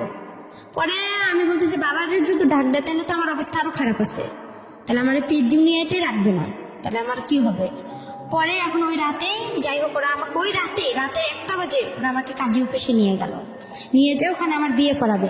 পরে এখন কবুল বলতে বলছে যখন, তখন আমি একটা কবুল বলছি আর বাকি 2টা বলিনি, না বলে আমি ইচ্ছা করেই আমি ওখানে মাথা ঘুরে পড়ে গেছি। পড়ে যাওয়ার পরে আধা ঘন্টার মতন আমি নিঃশ্বাস নেই না, মানে ওরা আমার কাছ থেকে যখন সরে যায় আমি তখন নিঃশ্বাসটা নিয়ে আবার নিঃশ্বাস বন্ধ করে রাখি, এভাবে আর কবুল বলিনি। পরে কাজে বলতেছে কবুল বলতে হবে না, আর আপনারা নিয়ে যান, সমস্যা নেই। পরে তার বাসায় সরাসরি এনে তার বোনের বাসায় রাখছিল আমাকে, ওখান থেকে সকালবেলা আমাকে ওই ছেলে নিয়ে আসছে। পরে নিয়ে আসার পরে দেখি ছেলেটা মানে মূর্খ তো একদম, একগুলো জুতা পরছে অনেক বড় বড়, একটা পাঞ্জাবি পরছে অনেক ঢিলা, অনেক কিরকম। আমার কাছে খুব খারাপ লাগছিল যে এই ছেলে এসব পরছে কেন। আবার এই যে বরের যে টুপিগুলো মাথায় দেয় ওগুলো পরছে। আমি বলতেছি এটা কি কোনো পাগল না আসছে যেগুলো কি। আমি কিন্তু ভাই গ্রামে সেরকম বড় হইনি, আমি যে সৎ নানার বাসায় বড় হয়েছি, মানে একটা ভালো ফ্যামিলিতে বড় হয়েছি। অত্যাচার হলেও একটা মানে পরিবেশ। তারপরে কি আমি ওসব আমার কাছে খুব খারাপ লাগছে। আয়সা দেখলাম ওদের বাসা আসলাম, সবাই বলতেছে যে আসতেছে, বলতেছে এই মেয়েটা কে, কই থেকে আসছে, এত সুন্দর মেয়ে। পরে আমার চুল দেখে সবাই পাগল হয়ে গেছে, আমার চুল মাসাল অনেক বড়, বলতেছে মেয়েটা এত সুন্দর, বলছে রানার বউ। না এটা বিশ্বাসই হয় না, এটা কোনো ভদ্র ঘরের মেয়ে। এর তো গেট আপ দেখে একটা ছেলে বলছে, গেট আপ দেখে বোঝা যায় না, ছেলেটা শিক্ষিত ছিল। বলতেছে আপু কই থেকে আসছেন, তা আমি বলতেছি যে আমি রানার বউ। পরে বিশ্বাস করে না কেউ। পরে যাই হোক ওনার বাসায় আসে দেখি ওনার বাসা বিয়ে কিছু নাই, শুধু একটা চৌকি ছিল, একটা টেবিল ছিল। আর আমার মা সৎমা বলছিল তারা অনেক বড় লোক ছিল, তারা সেই রকম ফ্যামিলি। পরে যাই হোক এভাবে যাওয়ার পরে তার সাথে আমার 5-6 দিন, কিন্তু তাকে যে আমি টাচ করতে দেইনি। আমি এখানে একটা কথা বলি আপনাকে, এই ছেলেটার নাম ছিল রানা। জি। এর সঙ্গে বিয়েটা দিল কে তাহলে আপনার? এই আমি যে তার মামার বাসায় আসলাম, পালায় যে তার সঙ্গে আসলাম, তার মামার বাসায় উঠলাম, তারা যে আমার পরিচয়টা কিভাবে হয়েছিল রানার সঙ্গে? পরিচয়টা হয়েছিল আমাদের বাসার পাশে যে চাচার বাসা, সে ওনার সঙ্গে পালিয়েছিলেন কেন? পালিয়েছিলাম ওই যে বাবা যে মারধর করলো আমাকে, মারধর করলো, তখন আমি আর খুব চিন্তা করলাম যে এত মার খাইছি, আমি আমার মার কাছে রানাকে চলে কেন যাবো। বেছে নিলেন? রানাকে কেন বেছে নিলাম, ও একটু মানে হাবা বুবা টাইপের ছিল। আচ্ছা, তো আপনি হাবাগোবা মনে করে ওর হাত ধরেছেন, ও আপনাকে হাবাগোবা বানিয়ে দিয়েছে। যাই হোক তারপরে যাই হোক ওই 5,000 টাকার কারণে ওরা আমাকে এরকম করছে। পরে যাই হোক আমি যখন আসলাম, পরে আসার পরে একটা মহিলা আমাকে জিজ্ঞাসা করতেছে তুমি কি এটা ইচ্ছা করে বিয়ে করছো না, এটাতে কোনো সমস্যা আছে? আমি চুড়ি পরতেছি না, নাকে ফুল পরতেছি না, আমি বলতেছি আমাকে এসব ভালো লাগে না, আমি এসব পরবো না। তখন বলতেছে কেন পড়বে না, ওই আমার খালাটা বলতেছে, ওর খালা শাশুড়ি। তা আমি বলতেছি যে আপনাকে একটা সত্যি কথা বলবো, তো বলতেছে বলো। আমি বলতেছি আমার বাসা এখানে, আমি এভাবে আসছি। তখন বলতে আমি তার পা চিপে ধরছি, ধরে খুব কান্না করছি ভাইয়া, মানে এতটা পরিমাণের কান্না করছি যে আমাকে আপনারা একটু হেল্প করেন, আমি ওর সঙ্গে থাকবো না। এখন আমার কাছে ফোন টোন কোনো কিছুই ছিল না। আর ওখানে আরেকটা বিষয় যে আমি যখন ওই ছেলেটা আমার ঘরে একা টাচ করতে গেছিল ভাইয়া, আমি বললাম যে আপনি আমাকে টাচ করেন, আপনার সাথে তো আমার বিয়ের কথা না, আপনি তো আমাকে মার কাছে রেখে আসবেন, আপনি কেন এসব করতেছেন? তখন বললো যে আপনার বাবাকে ডাক দিব। পরে তখন আমি কি করলাম, কাজী ফার্মে ফোন দিছিলাম। কাজী ফার্মে ফোন দিয়ে ওখানে এক প্রদীপ নামে ভাইয়া ছিল, ওর কাছে কথা বললাম যে ভাইয়া আমি এরকম সমস্যায় পড়ছি, আপনি কি বলেন? আমি পারবো না, আমি আমার মার কাছে যাবো, নাহলে আলামিনকে একটু বলেন না কষ্ট করে, ও আমাকে এখান থেকে নিয়ে যাক, নাহলে আমাকে বিয়ে করুক। বলতেছে না, ও তোমাকে কখনোই বিয়ে করবে না, তুমি এসব বাদ দিয়ে দাও, ওই ছেলেকেই বিয়ে করো। পরে এইভাবে বিয়েটা হয়ে গেল। হওয়ার পরে আমি যখন এই যে আসলাম, আমার খালা শাশুড়ির সবকিছু বললাম। পরে ওনার পা চিপে ধরছিলাম, ধরার পরে বললাম যে এরকম দেখেন আমাকে একটু সহযোগিতা করেন। পরে ভাইয়া ওখানে 2 দিন থাকার পরে ছেলেটার মার সাথে আমার ঝগড়া লেগে গেল। আমাকে বলতেছে তুমি আমার ছেলেকে আমার কাছ থেকে কাইরা নিছো। আমি কই আপনার ছেলে আমি কাইরা নিছি, এটা সত্যি কথা, আমি আপনারা বেশি কিছু করবেন, আমি নারী নির্যাতনের কেস করবো। আমি আপনার ছেলেকে বিয়ে করিনি, আর আপনার ছেলের সঙ্গে আমি থাকবো কিসের জন্য? আমি ভালোবাসি আলামিনকে। তখন ওখানেও আলামিনের সাথে আমার কথা চলে ওই খালা শাশুড়ির মোবাইল থেকে। পরে আলামিন সবকিছুই খালা শাশুড়ির বলে, পরে বলে নতুন জীবন শুরু করছে, সংসার করো। 5 দিন তার সাথে আমার খাওয়া দাওয়া হয়, ওর সাথে সেভাবে খাওয়া দাওয়া না। ওর সাথে একটা ঈদ হয়, আমার কুরবানি ঈদ হয়। কুরবানি ঈদে সে আমার কোনো কাপড় চোপড় এনে দেয় না, শুধু 60 না আপনার কম দামি একটা জামা একটা সালোয়ার এনে দেয়, ওইটা দিয়ে আমি ঈদ করি। করার পর আমি বলছি ঈদের পরে ওকে আমি ছেড়ে চলে যাব। আমার খালা শাশুড়িকে বলছি, এই নিয়ে আমার বিচারও বাসায় বসছিল, মানে আমার বাবা মাও মাইনে নিছিল ওই ছেলেকে নিয়ে। আমার বাবা মা বলছিল আচ্ছা ঠিক আছে মেনে নিছি আমরা। পরে বলার পরে কয়দিন পরে ঝগড়া লাগার পরে আমার বাবার বাসা থেকে লোক আসলো, গ্রাম থেকে লোক আসলো। পরে এখন আমার বাবা আমার সাথে কথা বলে, কয় কি ওকে এখনই ছাড়ার দরকার নাই, ওই কাবিননামা কত করছে? আমি বলি কাবিননামা 1 লক্ষ টাকা করছে। কয় ওই 1 লক্ষ টাকা আমরা ওর কাছ থেকে নিব, নিয়ে তোকে নিয়ে আসবো। আমার বাবা এবার একটু লুবি টাইপের। সে যখন ওই কথা বললো তখন আমি আবার কি করলাম বলতেছি না, আমি মনে মনে চিন্তা করলাম যে আমার বাবার এই কথা শুনলে আমার এই জীবনটা নষ্ট হয়ে যাবে। পরে আমি খালা শাশুড়ি কাজ ছেলেটাকে ভয় দেখাইলাম যে আমি নারী নির্যাতনে কেস করবো, নাহলে আমি ফাঁসি লটকে মরে যাবো এখানে, আপনি আমাকে ছেড়ে দেন নাহলে আমি আপনাকে ছেড়ে দিব। তারপরে বলতেছে না আপনি আমাকে ছেড়ে দেন, আমি আপনাকে ছেড়ে দিতে পারবো না, কেন আপনার বাবা থানা পুলিশ করে, পরে আমার একটা সমস্যা করবে, এগুলোকে করবে, আমার পক্ষে সম্ভব না, এভাবে বলতেছে। পরে যাই হোক বলার পরে আমি কি করলাম, একদিন 2-3 দিন পরে বিচার সালিশ হয়ে গেল। হওয়ার পরে চুপ করে আমার খালা শাশুড়িকে বলছি যে আমি ওকে সাইরা দিতে যাবো কুরবানি ঈদের 2-3 দিন পরে। বলার পরে ওই ছেলেটাকে নিয়ে আমি রংপুরে আসলাম কোর্টে আসার পরে ওকে আমি ওখান থেকে কোর্ট তালাক করছি। পরে ওখানে উকিল বলতেছে এই বিয়ে দিছে কে, এই বিয়ে যে দিছে তার আগে জেল হওয়ার দরকার। পরে ওখানেও আমি খুব কান্নাকাটি করি তাদের কাছে। কান্নাকাটি করার পরে ছেলেটা আবার কি করলো, আমার যে 5,000 টাকা ওরা নিছিল, আমি বলছি আমি তো আপনাকে ছাইরা দিতে গেলে আমার তো টাকা লাগবে, কিন্তু আপনি আমাকে ফুল টাকা 5,000 দিবেন, আমি ওই টাকা নিয়ে আমার যেখানে মন চাই আমি সেখানে চলে যাব। তখন তার আমার বাবা আপনার কিছু করতে পারবে না। পরে ওখানে ওকে আমি কোর্ট তালাক করে আমি কি করলাম, আমার মার বাসা আমি এতটুকু জানি আপনার বগুড়া দুধচাষি আসলাম ঠিকানা খুঁজতে আইসা বললাম আমার মার নাম বলছি রোকেয়া। আর রোকেয়া বলার পরে তখন আসল মা? হ্যাঁ আসল মার কাছে আসলাম। কত বছর বয়সে? তখন আমার বয়স হবে হয়তো 8-এ। একটু পরে ওই সময় বয়স মানে 14 থেকে 15 বছর বয়স। হ্যাঁ এই জীবনের প্রথম আসল মাকে দেখতে যাচ্ছেন? হ্যাঁ। ওকে, তারপর মার কাছে আসলাম, ওখানে খুঁজতে আসার পরে মাকে এসে সবকিছু বললাম যে আমার এরকম একটা বিয়ে হয়ে গেছে, এরকম। আমার মা আবার আমার বাবাকে ভয় পাচ্ছে,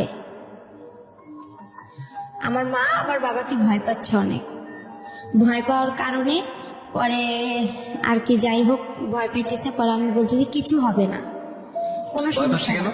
ভয় পাচ্ছে আমার বাবা থানা পুলিশ করে, সে যদি আবার কেস করে আমার মার উপর। আর আমার মার উপর কেস করেছিল আপনার বাবা?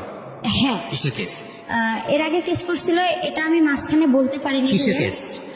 কেস করছিল এর আগে, আমার ছোটবেলা আমার মা আমাকে নিয়ে আসছিল, তো সেই কারণে কেস করছিল। আপনার মায়ের জন্য ভয় পাচ্ছে যে তুমি আবার আসলা, এই কারণে আবার কেস টেস? হ্যাঁ, আবার কেস করে আমি এসব জড়াইতেছি না। আর আমার মা তখন আবার বিয়ে করতে চাচ্ছে। আপনি যখন গেছেন তখন বিয়ে করতে যাচ্ছেন? হ্যাঁ, আমার মা আবার বিয়ে করতে চাচ্ছে। তারপর বিয়ে করতে চাচ্ছে। একটা জিনিস খেয়াল রাখবেন, একটা কথা আছে না যে ওই গানটার মতো জলে ভাষা পদ্ম আমি, ঠিক জলে ভাষা পদ্মের মতো গল্পটা আসলে। একটা মেয়ে যদি ফ্যামিলি না থাকে তাহলে সে কিভাবে কোথায় যায়, এবং ভাসতে তার কোথাও ওঠাই হচ্ছে না নিজের বাবার কাছে, না সৎ মায়ের কাছে, না নিজের মায়ের কাছে। এবং পরিবার তো নাই, সমাজ তো আরো অনেক জটিল একটা জায়গা। এগুলো আসলে নতুন না জীবন গল্প, এটা বহুবার এসছে, বিভিন্ন অ্যাঙ্গেল থেকে এসছে। সমাজের বিভিন্ন শ্রেণীর মানুষের গল্প বিভিন্নভাবে উঠে আসে, কিন্তু একটা মেয়ে নির্যাতিত হলে সে যে ক্লাসেই বসবাস করুক না কেন তার গল্পটা আসলে সেম।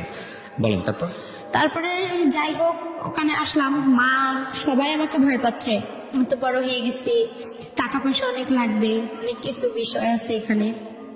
তখন মা কি করলো, বলতেছে দরকার নেই। তখন আমার মার ফোনে আবার একজন ছেলে ফোন দেয়, তখন আরো বেশি কষ্ট লাগলো। আরে আমি তো মার বয়সের, এগুলো কাজ করার কথা আমার, আর এই কাজগুলো আমার মা করতেছে, খুব কষ্ট লাগছিল। লাগার পরে আমার মা কি করলো, আমার মামির কাছে পাঠাই দিল, খিলগাঁও তালতলা, এখানে আবার আমার মামি থাকে, উনিও গার্মেন্টস করে, ওখানে পাঠাই দিল। দেওয়ার পরে ওখানে মামির কাছে আসলাম। আসার পরে মামির ওখানে আসলাম, মামিও মনে করেন চাকরি করে গার্মেন্টসের। আর ওই মামির মেয়ে, ছোট মেয়ে আছে, উনি আবার হচ্ছে ডাক্তারি চাকরি করে, কিন্তু ওরা একটু লুবি টাইপের। আমার মা আবার রিং দিছিল আমার কানের। আমি যখন আমার নিজের মার কাছে গেলাম ভাইয়া, তখন আমার মা রিং, নুপুর দিছিল, একটা আংটি, চেন, মানে আর কি জিনিস, স্বর্ণের জিনিস দিছিল। তখন এগুলো আর কি করলো, আমার মামি বিক্রি করলো। আমি তো গার্মেন্টসে চাকরি পাইতেছি না, তখন চাকরি হচ্ছে না। পরে কি করলো, আমার সাথে খুব ঝগড়াঝাটি হয়ে গেল, খুব অশান্তি শুরু হলো। অশান্তি হওয়ার পরে আমার মামাতো বোনটার কাছে গেলাম, আমার মামাতো বোনের বিয়ে হয়েছে আবার ওখানে, ওনার মেয়ে। পরে ওনার কাছে গেলাম, যার পর ওনার শ্বশুর শাশুড়ি আমার খুব ভালোবাসলো, অনেক আদর টাদর করে। থাকার পরে ওখানে দেখা যায় 1 মাস থাকলাম, থাকার পরে আমার চাকরি হচ্ছে না, মামি কি খাওয়ায় না খাওয়ায়, এই এক কথায় 2 কথায় তার সাথে আমার খুব অশান্তি শুরু হয়ে গেল। আর একটা জিনিস, আমার মামা আসতো, আমার মামার আবার ছিল 2টা বউ, বড় বউ ছিল, উনি আবার ছোট বউ, আমি ছোট বউয়ের কাছে ছিলাম, ওখানে আসতো। তো আমি যে ভাগ্নি, তারা যে একটা ফিজিক্যাল রিলেশন হতো, এটা আমার খুব খারাপ লাগতো। তারা, আমি তো তাদের মেয়ের বয়সে, আমার সামনে করতো, আমি তো বুঝতাম, হালকা পাতলা বুঝতাম, কিন্তু তারা বুঝতো না যে আমি তার ভাগ্নি বা তার ননদের মেয়ে। এগুলো আমি কি করতাম, আশেপাশে যে ভাড়াইটা ছিল তাদের কাছে বলতাম। তারা আবার কি করতো, অনেকে ভালো ছিল, অনেকে খারাপ ছিল। এটা নিয়ে আবার আমার মামির সাথে ঝগড়া হইতো। হওয়ার পরে 1 কথায় 2 কথা আমার মামি আমাকে বলছে তুই চলে যা। তখন আমি চিন্তা করছি আমি কই চলে যাব। তখন আমি কি করলাম, ওই যে আমার যে মামাতো বোন আছে, ওর বাসা হচ্ছে আপনার মগবাজারে, ওই মগবাজারে ওর আবার শাশুড়ির বাসার পরের আরেকটা বাসা আছে, ওই আন্টিকে বললাম যে আন্টি এরকম এরকম, ওখানে তো আমার হচ্ছে না, তা আপনি আমাকে এদিকে একটা মেস ভাড়া করে দেন, আমি যাই হোক যা বিক্রি করে হলেও দিব, আমার যা কাপড় চোপড় আছে বা যাই হোক মানুষের বাসায় কাজ করে হলেও থাকবো, কিন্তু ওখানে আমি থাকতে পারবো না। আর আমার মামির মানে কিছু রং ছিল। তারপরে যাই হোক এভাবে আমি ওখান থেকে ওখানে আরেকটা বাসায় আসলাম। আসার পরে ওখানে আর আমি কি বিদেশ যে মানুষ পাঠায়, বিদেশ বাসা পাইলাম, মামির বাসা থেকে আরেক মেসে আসলাম। ওই মহিলা আবার আমাকে নিবেন, ওখানে আমার মামাতো বোন আমাকে অনেক মারছিল। মারার পরে ওখানে আসলাম, আসার পরে আর কি যাই হোক ওখান থেকে আমি গার্মেন্টসের চাকরি পেলাম। পাওয়ার পরে আবার আমি কি বিদেশে যে মহিলাদেরকে পাঠায় মেয়েদেরকে, তা আমি এতটা বুঝতাম না। পরে ওখান থেকে মানুষের খুঁজে পাইলাম যে মেয়েদেরকে বিদেশে পাঠায় আপনার ডান্সের জন্য।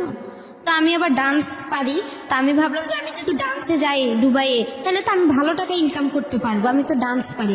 পরে ওই বাসায়, আমি যে বাসা থেকে, ওই বাসায় আন্টি বলতেছে যে তুমি খারাপ জায়গায় যাবা, আমার বাসা থেকে এখনই চলে যাও, বের হয়ে যাও। তখন আমি আবার ওই কাজী ফারামি আলামিনের সাথে আমার সব বন্ধ হয়ে গেল। এই আপনি বর্তমানে আপনার হাজবেন্ডকে স্টুডিওতে আসছেন, ওনাকে বিয়ে করেছেন কত বছর যাবত? ওনার বিয়ে করে আমার 3 বছর হয়ে গেছে। 3 বছর হয়ে গেছে।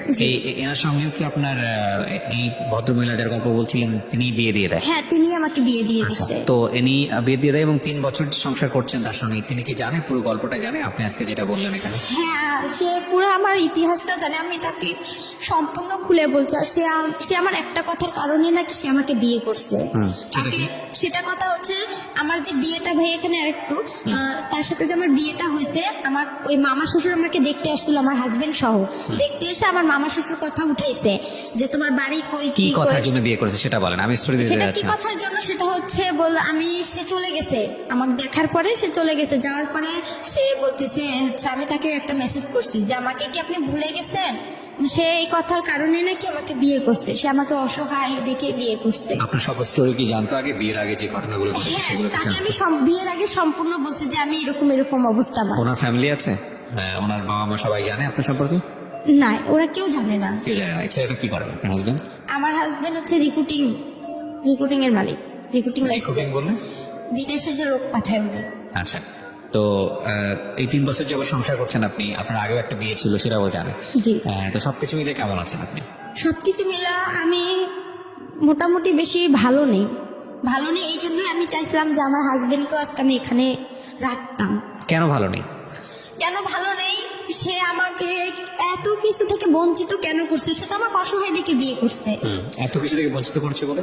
এত কিছু থেকে আমি কি তার কাছে কি কোনো প্রাপ্য পাবো না? কি বঞ্চিত করেছে? সে আমাকে ঠিকভাবে দিচ্ছে না তেল সাবান। বিয়ের আগে প্রথমে, বিয়ের পরে সে আমাকে খুব ভালোবাসতো, তারপরে সে আর আমাকে ভালোবাসে না। কেন সে আমাকে ভালোবাসতে পারতেছে না? না, ভালোবাসে না বললে হবে, বললে তো হবে না। আপনি তার সঙ্গে হ্যাপি না? জি না। খাবার দাবার ঠিক মতো দেয় না, ভরণ পোষণ ঠিক মতো দেয় না? খাবার দাবারটা সেভাবে ঠিকভাবে পাই, যেটা কিন্তু কাপড় চোপড় তেল সাবান এটা ঠিকভাবে পাই না, তার ভালোবাসাটা পাই না। এইসব সবই বাদ দিলাম। ভালোবাসা অন্য জিনিস, এটা পাবেন কিভাবে জানি না আমি, এটা নিয়ে আসলে এক্সপ্লেন করা এটা অন্য জিনিস। বাট আপনার ভরণ পোষণের জায়গা হাজবেন্ড হিসেবে এটা আসলে সে ঠিক মতো দেয় না, আপনি যেটা বলতে চাচ্ছেন জি। এটা সে অন্য মেয়েদের সাথে কথা বলে, কেন সে এসব করে, কিসের জন্য করে, কেন? এটা অন্য ডাইমেনশন। আমি এই জায়গাটায় নাই বাজাই, আমি বরং আপনার হাজবেন্ড এতটুকু শুনলে হয়তো সে মন খারাপ করবে, তার সেই জায়গাটা থেকে আমি বরং এটা বলবো যে এগুলো না বলাটাই ভালো পাবলিকলি, কারণ যেহেতু আপনি এক্সিস্টিং তার সঙ্গে আছেন, এই বিষয়গুলো আপনাদের নিজেদের মধ্যে মিটিগেট করে ফেলাটা বা না, আমি এখানে আরেকটা কথা বলতে চাই যে আমি যেরকম ভাই, আমি তো ভাইয়া সম্পূর্ণ কথা, আমি যেরকম আজকে পরিস্থিতিতে আছি, আমি শুধু একটা কথাই বলতে চাই যে আমি যে ভুলগুলো করছি, এই ভুলগুলো আপনার যাতে, ভুল কি এখানে? আমার এখানে অনেক ভুল আছে, কিরকম? আপনি আমাকে একটু সময় দেন। আপনার ভুলটা কি পড়েন আপনি আমায় এতক্ষণ ধরে আপনি বললেন, আমি তো ভুলই খুঁজে পাইনি আপনার। আমার ভুল হচ্ছে প্রথমত আমি যে আলামিনের সাথে সম্পর্কটা করছি, এটা প্রথমত ভুল। আমি ভালোভাবে যদি নিজের একটু চেষ্টা করতাম। আমি একটু শুনাই আপনাকে, এবার আপনি একটু মনোযোগ দিয়ে শুনেন, বলাটাই মুখ্য না, মূল বিষয়টা আসলে হলো আপনার গল্পটা উঠে এসছে। এই যে 1-1.5-2 ঘন্টা আপনি এখানে বললেন, মূল গল্পটা উঠে এসছে। একটা যেটা হচ্ছে আপনি একটা ভালো ফ্যামিলি পাননি, প্রথম সমস্যাই ছিল এটা। আপনি যদি একটা ভালো ফ্যামিলি পেতেন, আপনার যদি গাইড করার মতো মানুষ থাকতো, তাহলে আপনার জীবনটা অন্যরকম হতে পারতো। দুঃখজনক হলেও সত্য যে আপনি সেটা পান নাই। এরপরে এই যে অল্প বয়সে যে প্রেমের সম্পর্কে জড়িয়ে যাওয়া, বা একটা ছেলের সঙ্গে আপনি ঘর থেকে বের হলেন আসল মায়ের কাছে ফেরার জন্য, এবং সেই আসল মাই আপনার আসল মায়ের ইন্টারেস্টিং দেখেন, ও সৎ মায়ের কাছে দিন যাবত থাকলো, কখনো সৎ মায়ের কাছে থাকতে পারলো না, ওর বাবার কাছে গেল, বাবার কাছে গিয়েও সেখানেও থাকতে পারলো না, আবার সৎ মায়ের কাছে আসলো, সৎ মায়ের কাছেও থাকতে পারলো না, তখন মনে হলো যে না, আসল মায়ের কাছে ফিরে যাবো। সেই জন্য সে একটা ছেলের হাত ধরে আসল মায়ের কাছে আসতে চাইলো, ওই ছেলে আবার তাকে ট্র্যাপে ফেলে বিয়ে করে ফেললো, বিয়ে করে ফেলে তারপরে শেষ পর্যন্ত ওখান থেকে সে ছাড়া পেলো, ছাড়া পেয়ে সে তারপরে গেল হলো আসল মায়ের কাছে। আসল মায়ের কাছে যাওয়ার পরে সেখানেও সে থাকতে পারলো না, দেখলো যে আসল মা তাকে রাখবে না কিসের ভয়, কারণ সে আরেকটা বিয়ে করার প্ল্যান করছে। সুতরাং এই পরিণত বয়সের একটা মেয়েকে দেশে কি করবে, সেখান থেকে সে আবার গার্মেন্টসে চলে আসলো, গার্মেন্টস চলে এসে একটা মানুষের সঙ্গে তার পরিচয় হলো। সেই মানুষের সঙ্গে পরিচয় হওয়ার পরে, একটু থামেন প্লিজ, একটু নিজেকে কন্ট্রোল করেন। সেই মানুষের সঙ্গে পরিচয় হওয়ার পরে সে আলটিমেটলি হলো একজনকে বিয়ে করলো। আপনার হাজবেন্ডকে আমি অবশ্যই ধন্যবাদ জানাবো যে এত কিছু জানার পরে সে আপনাকে রিসিভ করেছে। 8-10টা ছেলের মতো সে না, সেই জায়গা থেকে সেই প্রশংসা পাওয়ার যোগ্য। ঠিক আছে, ওনার জীবনে ভয়ঙ্কর রকম ভাবে কষ্ট আছে, এটা অস্বীকার করার কোনো উপায় নাই। তবে এটা ঠিক যে এত কিছু পরও মানুষ সার্ভাইভ করে সোসাইটিতে, ভয়ঙ্কর রকম ভাবে আমাদের জীবনে ঘটনাগুলো ঘটে যায়। যদি নিদেন পক্ষেই বলেন যে আজকের এই গল্পে ওনার বলার ধরন বা উনি যেভাবে বলেছে বা আমাদের জীবনে আমরা এখানে প্রেজেন্ট করেছি, সেখানে সেই অর্থে আপস অ্যান্ড ডাউনস নাই, সেই অর্থে ঢেউ নাই।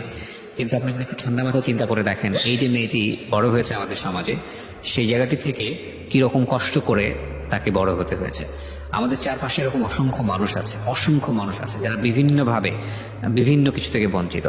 তবে এর থেকে বড় বঞ্চনা বোধহয় পৃথিবীতে আর কিছুই নেই, যার কোনো পরিবার নেই, থেকেও নেই। সুতরাং বাবা মায়ের সম্পর্কটা সন্তানের ক্ষেত্রে খুব গুরুত্বপূর্ণ, খুবই খুবই খুবই গুরুত্বপূর্ণ। আল্লাহ আমাদের সবাইকে, অন্তত বাবা যারা হয়েছি, মা যারা হয়েছি, তাদেরকে অন্তত এই জায়গাটাতে শক্ত থাকার, কোনো কম্প্রোমাইজ না করার তৌফিক দেয়, এই অর্থে যে সন্তানের যে প্রপার নিডসটা সে প্রাপ্তবয়স্ক হওয়া পর্যন্ত সেটা যেন বাবা মা সঠিকভাবে পূরণ করতে পারে। এইটা যেন না দিয়ে কেউ যেন বাবা না হয়, কেউ যেন মা না হয়, কারণ এটা আসলে একটা সন্তানের জন্য ভয়ঙ্কর রকমভাবে কষ্ট। সেই সন্তানটা যেই লেভেলেই হোক না কেন, সে যদি একটা অ্যারিস্টোক্র্যাট সোসাইটিতে বড় হয়, কিংবা সে যদি একেবারে এই যে আজকের এই মেয়েটির মতো, রেবার মতো একেবারে প্রান্তিক পর্যায়ে রিক্সাওয়ালার মেয়ে, সেই মেয়ে হয়, যেই হোক না কেন, দুটো লেভেলের কষ্টটা আসলে একই রকম। তো সেই জায়গাটা থেকে আমরা আপনাদের সবাইকে রিকোয়েস্ট করবো যে সন্তানের ব্যাপারটা যেন সবাই, ইনক্লুডিং মি, সবাই যেন আমরা যেন ঠিক মতো বুঝি। সো প্রিয় শ্রোতা, আজকের মতো আমরা এখানেই শেষ করছি। খুব স্বল্প সময়ে আমরা গল্পটা প্রচার করলাম। আপনারা জানেন যে ক্রিকেট বিশ্বকাপ শুরু হয়েছে, এবং সে কারণে আমাদের অনুষ্ঠানটি এখন থেকে প্রচারিত হচ্ছে প্রতি বুধবার রাত 12টায় শ্রীকৃষ্ণ